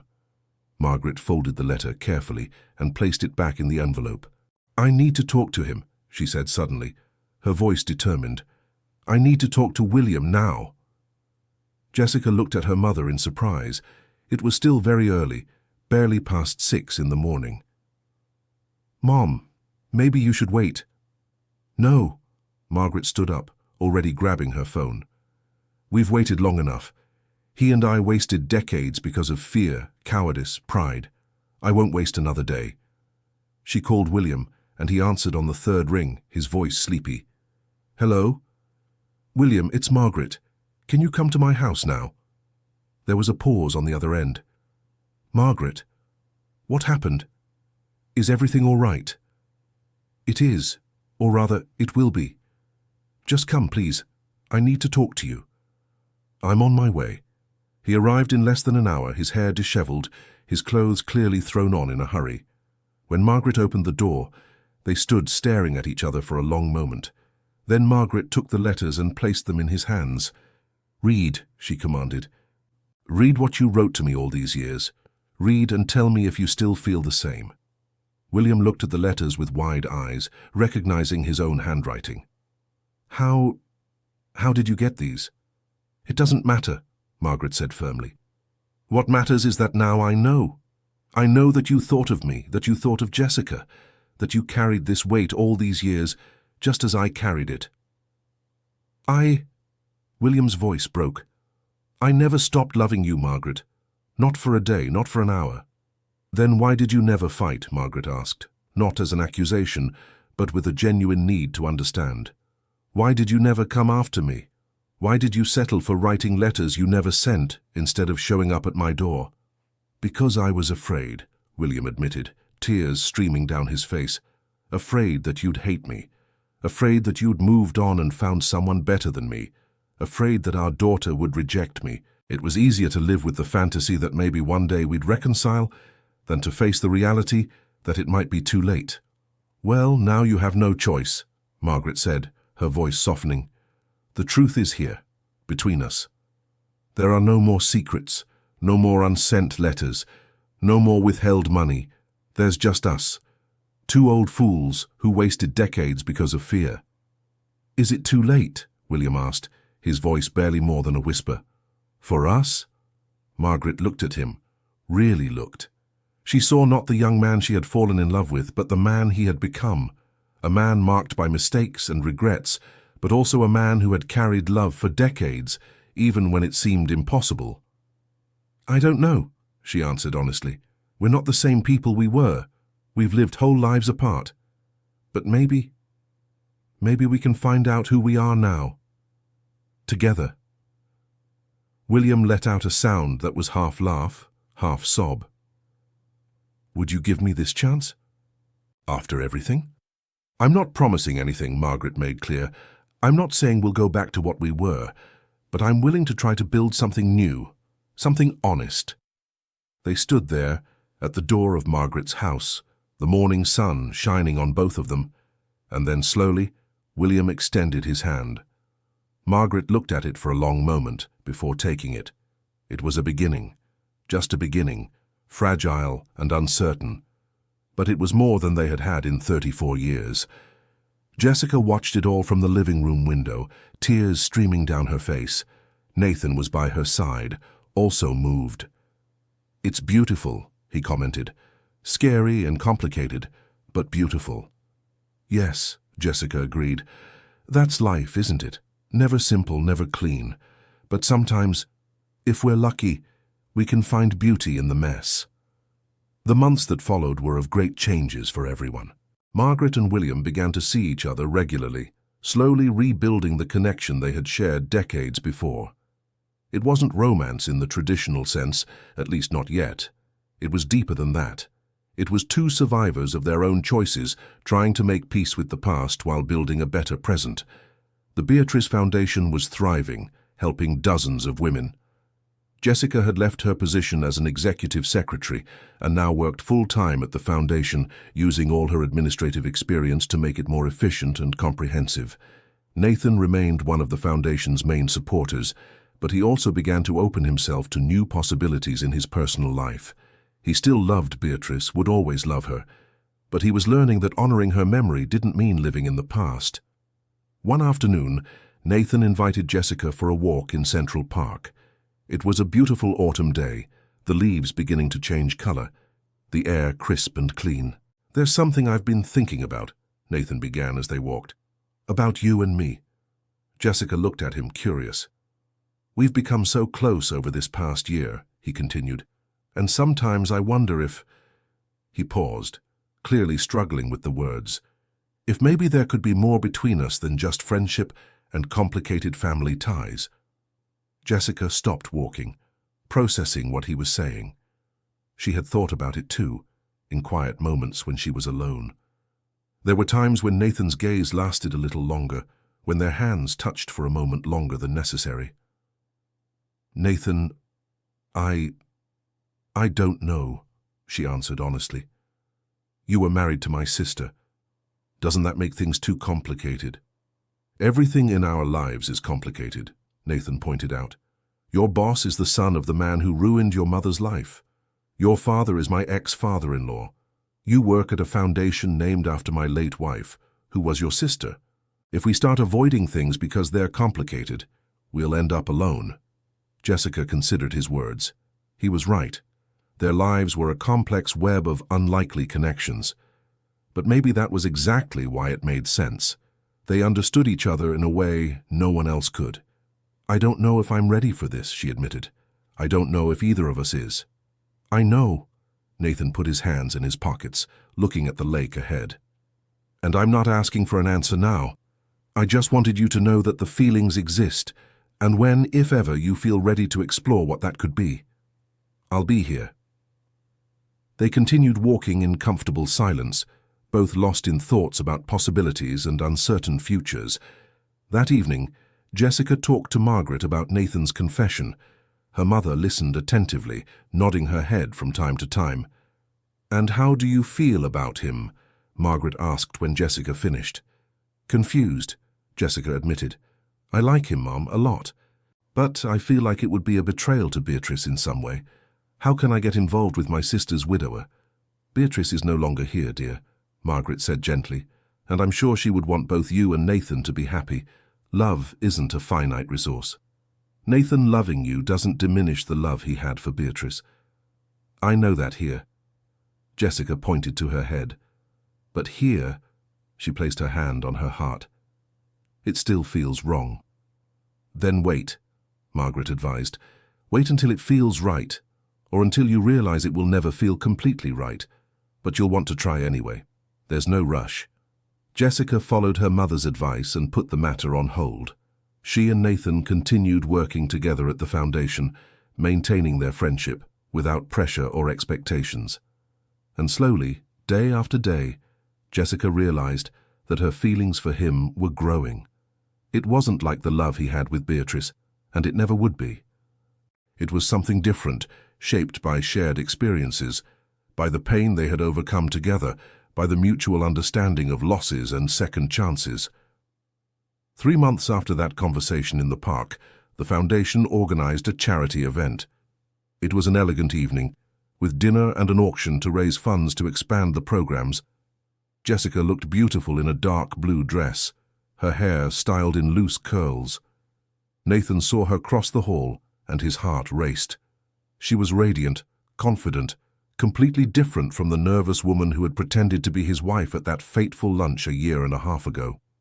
During dinner, Jessica found herself seated next to an older woman she didn't know.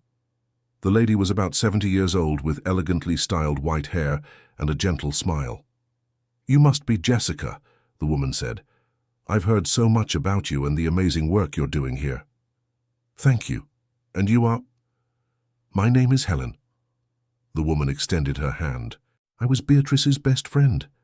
Jessica felt her heart skip a beat. She shook Helen's hand, curious and a little nervous. "It's a pleasure to meet you." "The pleasure is mine, dear." Helen smiled. "Beatrice talked about having an older sister. She always wanted to meet you, you know." "What do you mean she knew about me?" Helen nodded. "1 year before she passed, Beatrice confronted William about some documents she found in his office. They were photos of you, information about Margaret. William had no choice but to tell the truth. Beatrice was furious with him for hiding it for so long. Jessica could hardly believe what she was hearing. She knew I existed? She did. And she was planning to look for you, Helen continued. She hired a private investigator, found out where you worked, everything about your life. She was just waiting for the right time to introduce herself. But then, Helen's voice faltered. Then she passed, and the moment never came. Tears streamed down Jessica's face. Beatrice had known about her. She had wanted to meet her. They could have had a year together, a year as sisters, but fate had stolen that chance. "Why are you telling me this now?" Jessica asked, wiping away her tears. "Because you need to know that Beatrice would have loved what you're doing here." Helen held Jessica's hand. "She would have loved to meet you, would have loved having you as a sister, and I know she would be happy seeing you and Nathan together." Jessica looked at the woman in surprise. "How do you—" "I have eyes, dear," Helen smiled. "And I know that look. It's the same look Nathan had when he looked at Beatrice. Love doesn't replace love, it just creates new spaces in our hearts. Beatrice would understand that. She would want you both to be happy." Those words stayed with Jessica for the rest of the evening. When the event was winding down and guests began to leave, she looked for Nathan. He was on the balcony looking at the city lights. "May I join you?" He turned and smiled. "Always." They stood side by side in silence for a few minutes. It was Jessica who finally broke the silence. "I spoke with Helen today, Beatrice's best friend." "Oh, yes, Helen is wonderful. She and Beatrice were inseparable. She told me that Beatrice knew about me, that she was planning to look for me." Nathan turned to her, surprised. "I didn't know that." "Apparently she found out a year before she passed," Jessica continued. "And Helen said something else. She said Beatrice would be happy to see us together." Nathan went completely still.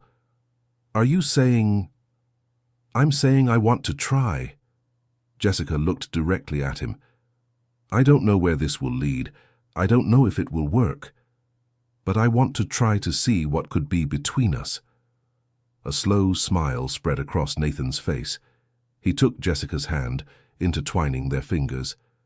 "Shall we take it slow?" "Very slow," she agreed. "But yes, let's." He leaned in and kissed her forehead gently, a gesture of tenderness and promise. And there on the balcony under the stars, they began something new, something that honored the past without being defined by it. In the following months, Jessica and Nathan built a relationship based on honesty and mutual respect.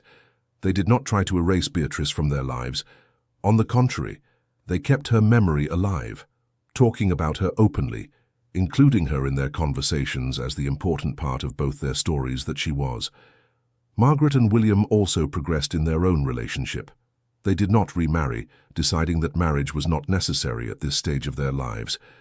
But they lived together now, in a beautiful apartment they bought with the compensation money. They spent their days making up for lost time, sharing meals, watching movies, simply existing in each other's space.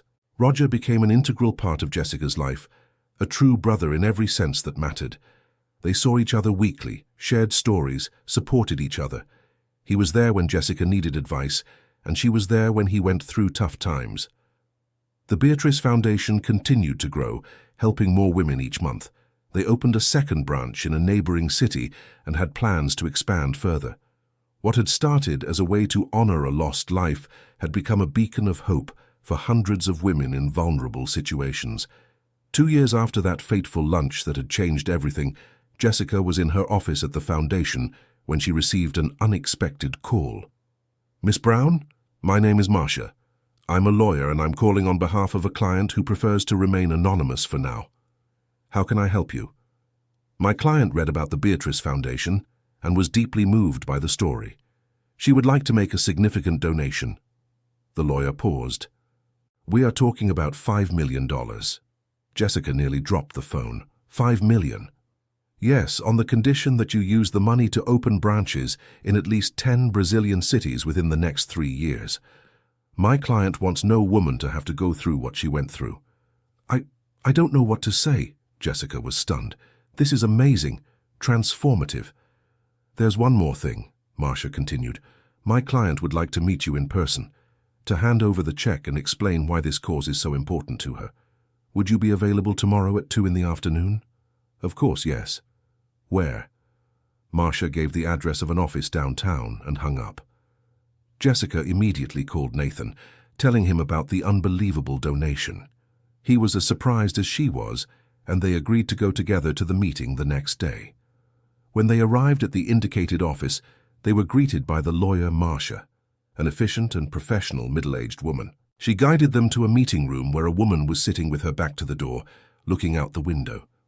When she turned around, Jessica felt the floor disappear beneath her feet.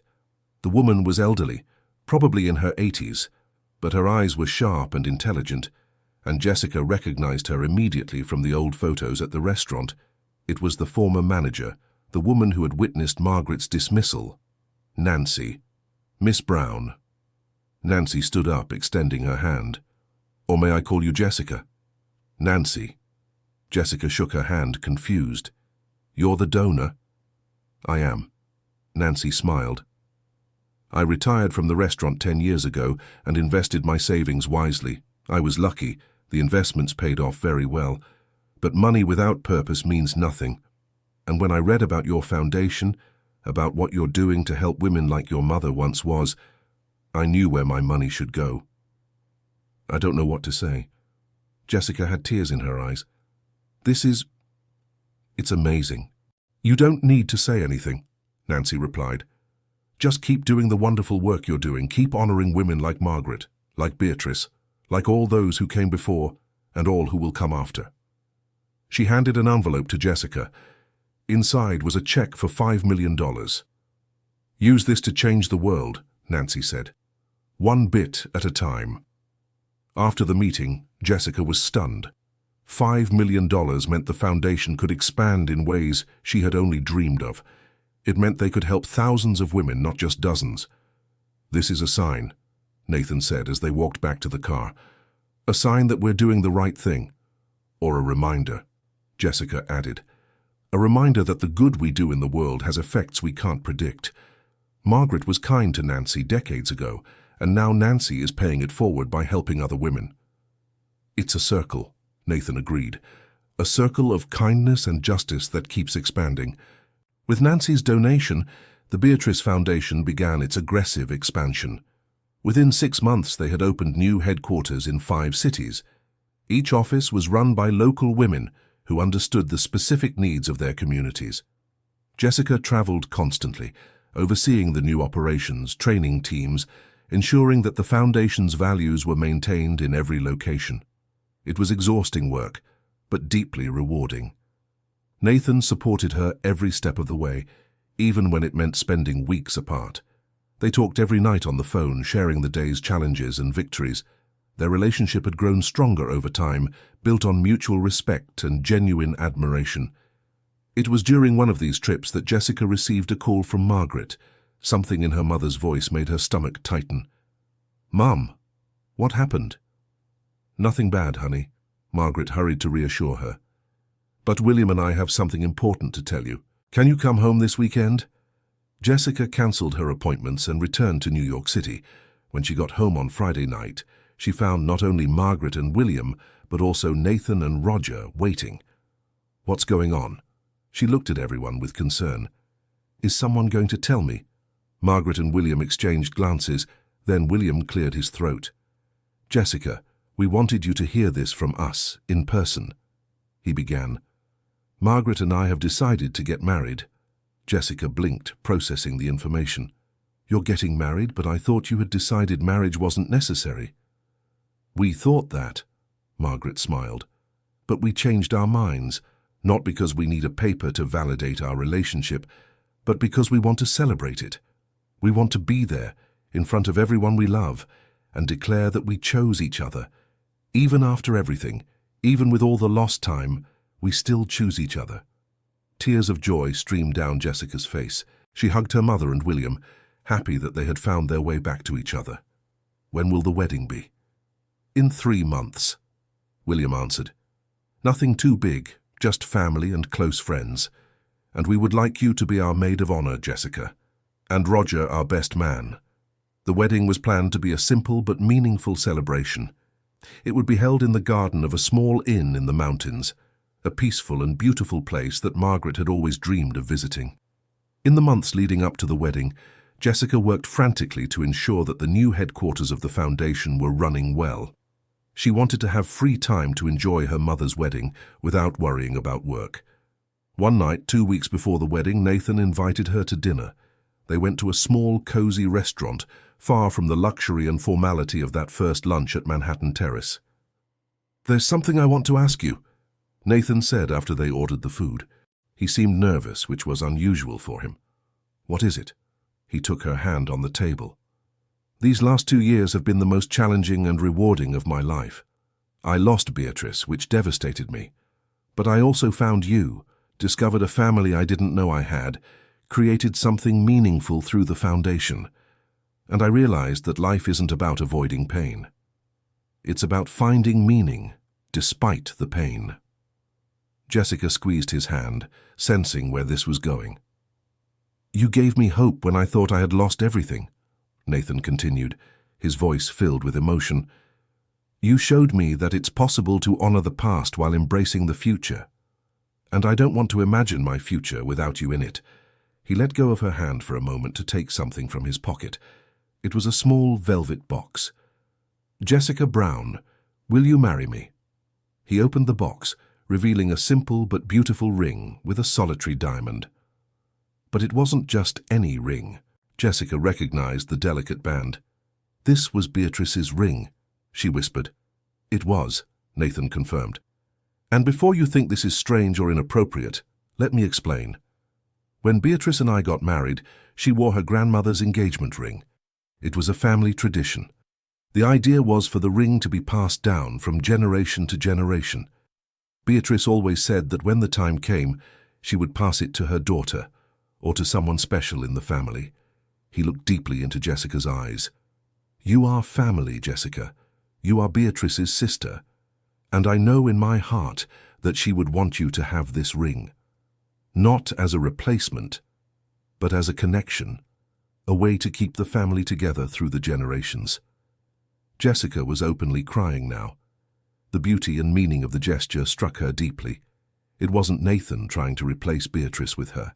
It was him recognizing that she was part of the same family, that his love for Jessica didn't diminish his love for Beatrice. "Yes," she said, her voice choked. "Yes, I want to marry you." Nathan slid the ring onto her finger, and it was a perfect fit. They kissed across the table, tears of joy mixing with smiles. When they told Margaret, William, and Roger, the reaction was pure joy. Margaret hugged Jessica for long minutes, whispering how happy she was for her. "My daughter is getting married," she said, amazed, "to a good man who loves and respects you. It's more than I could have dreamed for you." "And it's all thanks to you, Mom," Jessica replied. "You taught me to be strong, to never give up, to believe that good things can happen even after hard times. Everything I am is because of you." They decided to have a double wedding with Margaret and William. It seemed fitting, 2 generations joining in marriage on the same day, celebrating love that survives despite all obstacles. The wedding day arrived sunny and perfect. The inn in the mountains was beautiful, decorated with white flowers and touches of blue. There were only 50 guests, all important people in the couple's lives. Margaret looked stunning in a champagne lace dress, her white hair elegantly styled. Jessica wore a simple but elegant cream-colored dress with Beatrice's ring shining on her finger. The ceremony was held outdoors under an arch covered in flowers. Roger walked Margaret down the aisle, giving her away to William. And Helen, Beatrice's best friend, walked with Jessica, a symbolic gesture connecting the sisters through time and space. The officiant spoke about second chances, about love that survives despite adversity, about family that is chosen as much as it is given. Margaret and William renewed vows that had been broken decades ago, promising this time to honor them until the end. When it was Jessica and Nathan's turn, he held both her hands and spoke his vows in a clear voice. "Jessica, you came into my life during one of my darkest moments. You could have hated me for what my father did to your family. You could have rejected me when I confessed my feelings, but instead, you chose to look beyond the pain, beyond the complications, beyond everything that could have kept us apart. You chose to see possibility.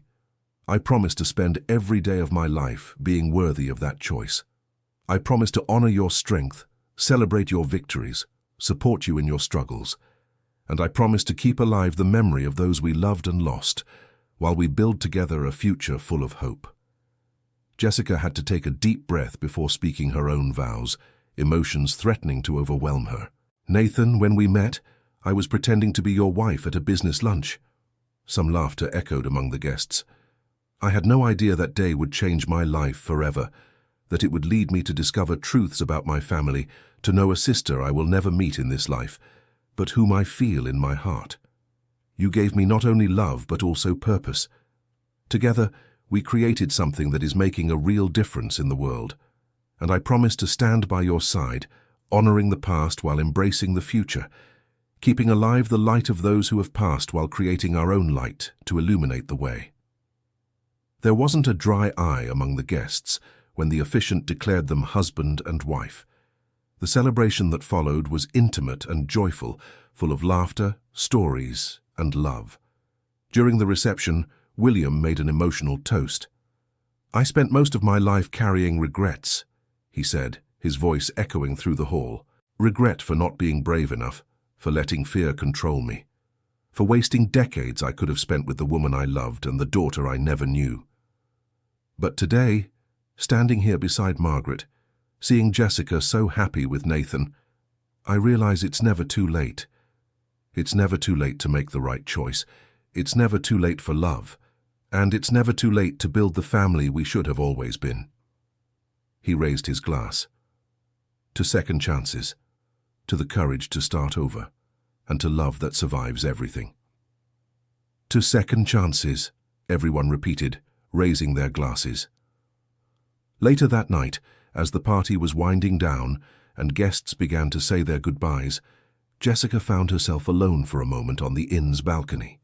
She looked up at the stars, thinking about everything that had happened since that lunch 2 years ago. "I know you're out there, Beatrice," she whispered to the sky.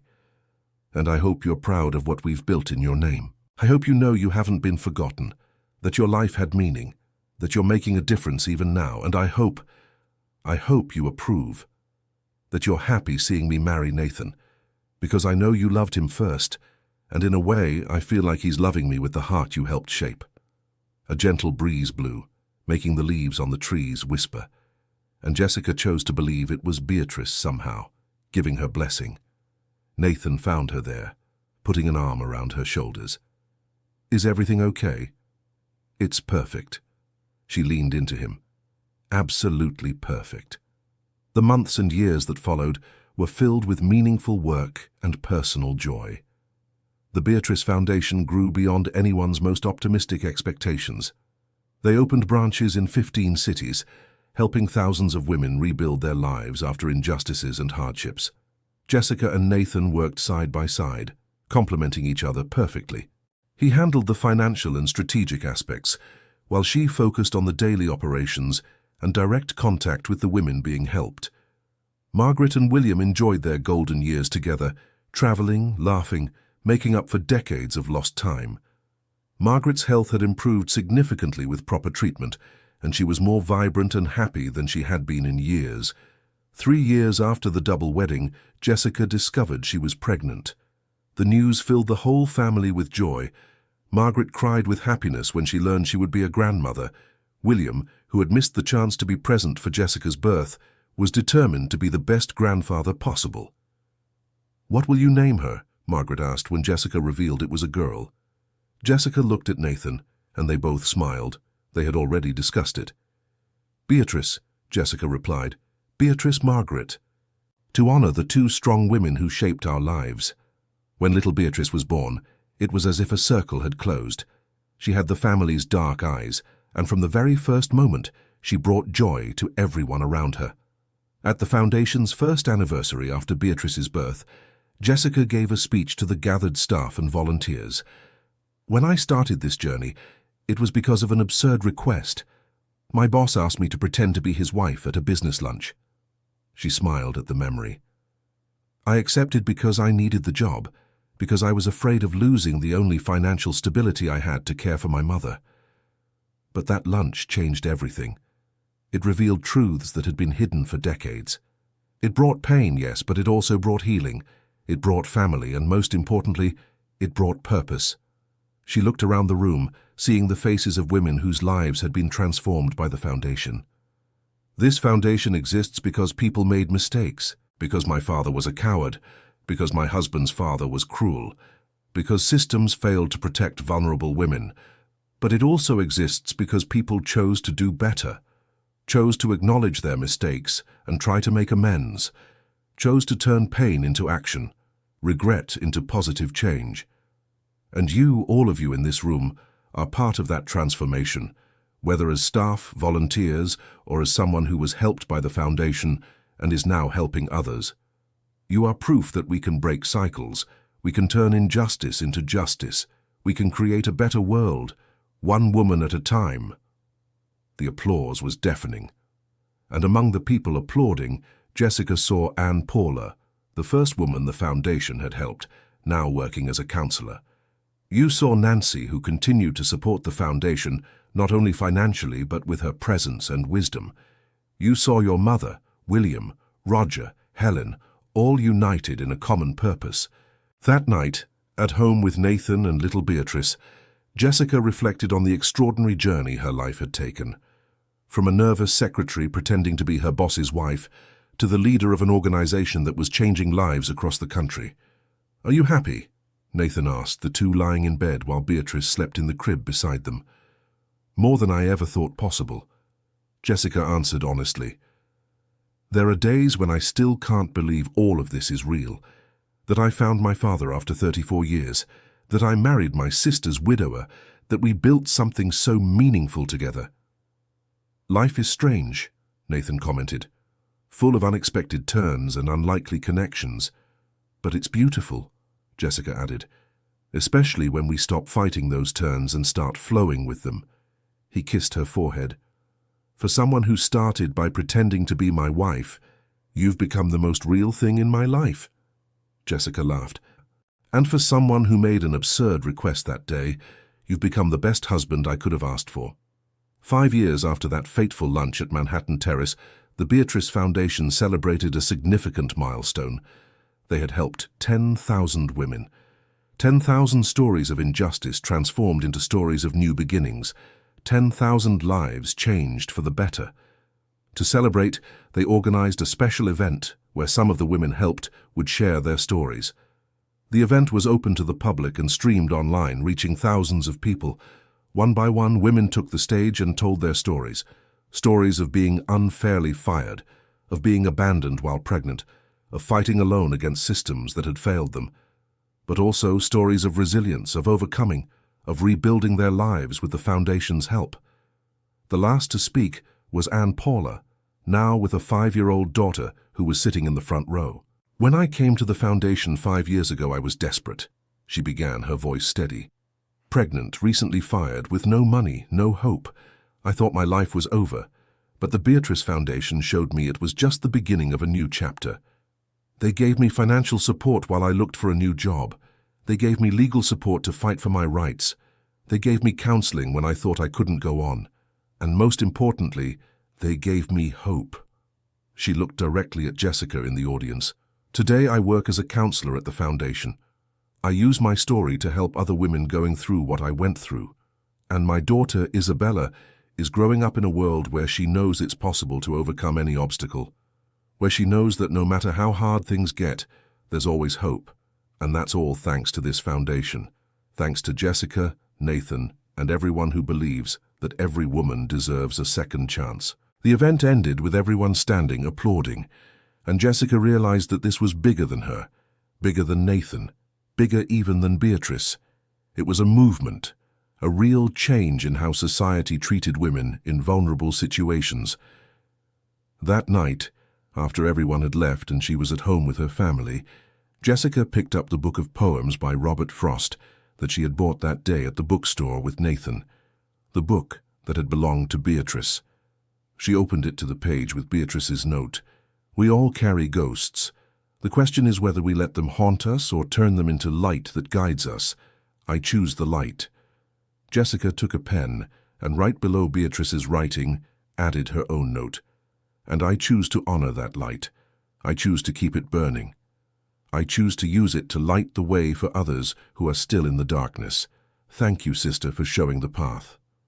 Nathan found her there, reading the book, and sat beside her, thinking about her. "Always," Jessica admitted, "but not with sadness, with gratitude. Gratitude for having had a sister, even if I never met her. Gratitude for the family I found through her. Gratitude for the purpose I discovered by honoring her memory." "She would be proud," Nathan said with conviction, "of who you've become, of what we've built together, of everything." "I hope so." Jessica rested her head on his shoulder. "And I hope that wherever she is, she knows she hasn't been forgotten, that her life had impact, that she's making a difference every day through the work we do in her name." The years kept passing, bringing new challenges and new joys. Little Beatrice grew up, a curious and kind girl who loved visiting the foundation with her mother and hearing stories about the aunt who had passed before she was born. Margaret and William aged together gracefully, enjoying each day as the gift it was. They became pillars of the foundation, offering wisdom and support for the operations. Roger married and had his own children, expanding the family even further. The children grew up knowing the full story of how the family had reunited, learning valuable lessons about second chances and forgiveness. The Beatrice Foundation continued growing, eventually becoming a national reference in supporting women in vulnerable situations. They inspired other similar organizations, creating a support network that spread across the country. But through all the growth and success, Jessica never forgot where everything had started. From that absurd lunch at Manhattan Terrace, from Nathan's strange request to pretend to be his wife, from the painful revelations that followed. 10 years after that day, Manhattan Terrace invited Jessica and Nathan for a special lunch. The restaurant wanted to honor them for the work they were doing, and also make a donation to the foundation. When they arrived, it was like going back in time. The restaurant looked exactly as Jessica remembered, elegant and imposing. But this time, she wasn't nervous. She wasn't pretending to be someone she wasn't. She was there as herself, as the woman she had become through years of growth and overcoming. The maitre d'Anthony, now retired but specially invited for the event, welcomed them with a warm smile. "Mrs. Wilson, Mr. Wilson, it's an honor to have you back." They were guided to the same table where that fateful lunch had happened. This time, however, they were surrounded by family and friends. Margaret and William, Roger and his wife, Helen, Nancy, and Paula, and many other people who had become important in their lives. During lunch, the restaurant manager gave a speech about the history of that place, about how he had witnessed so many lives crossing paths through the years, and about how special it was to see this specific story have such a positive ending. "This restaurant was the scene of injustice many years ago," he admitted publicly. "But it also became the place where truths came to light, where family reunited, where second chances were given. And today, it's our pleasure to announce that Manhattan Terrace will be making an annual donation to the Beatrice Foundation, ensuring that the legacy of transformation continues." Later, when everyone was enjoying dessert, Jessica found herself observing the table. Margaret and William were talking quietly, hands intertwined. Roger was laughing at something his wife had said. Helen was sharing stories about Beatrice with Anne Paula. Little Beatrice, now 7 years old, was drawing in a notebook, completely absorbed. And Nathan by her side, always by her side, looking at her with that loving gaze that made her feel seen and valued. "What are you thinking about?" he asked softly. "About how life is strange and wonderful," she replied. "About how an absurd request led me to discover who I truly am. About how the worst things that happened generations ago turned into the best things happening now." "No regrets?" "None," she said with conviction. "Not a single one." She looked around the table once more, seeing her family, both by blood and by choice, all together, and she thought of Beatrice, the sister she never met but who was present in every part of her life, in every decision of the foundation, in every woman helped, in every second chance given. Pretend to be my wife at this lunch, Jessica whispered to herself, remembering Nathan's words all those years ago. Nathan heard her and smiled. Best request I ever made. And the best decision I ever made was to accept it, she replied, kissing him gently. Because through that absurd request, that lunch that was supposed to be just a quick favor, she had found everything: family, purpose, love, redemption. She had found the truth about her past and hope for her future. She had found her voice, her strength, her place in the world. And most importantly, she had learned that it's never too late. It's never too late for the truth. It's never too late for forgiveness. It's never too late for love. It's never too late to start over. As the lunch continued, laughter and conversation filling the air, Jessica felt a deep peace settle in her heart. This was her family. This was her life. And it was absolutely perfect in all its imperfection. She had started that day 10 years ago, pretending to be Nathan's wife. But now she truly was. And not because a piece of paper said so, but because their hearts had chosen each other. Through all the pain, all the secrets, all the revelations, they had chosen to build something real and lasting, and that choice, more than anything else, had made all the difference. End of story. And you, dear listener, what did you think of this incredible journey? Where are you listening from? Have you ever been through situations where unexpected discoveries changed your life? Do you believe in second chances? Leave your honest opinion in the comments. Do you think Margaret and William made the right choices when they reunited? We'd love to read your reflections. Thank you so much for joining us in this emotional story.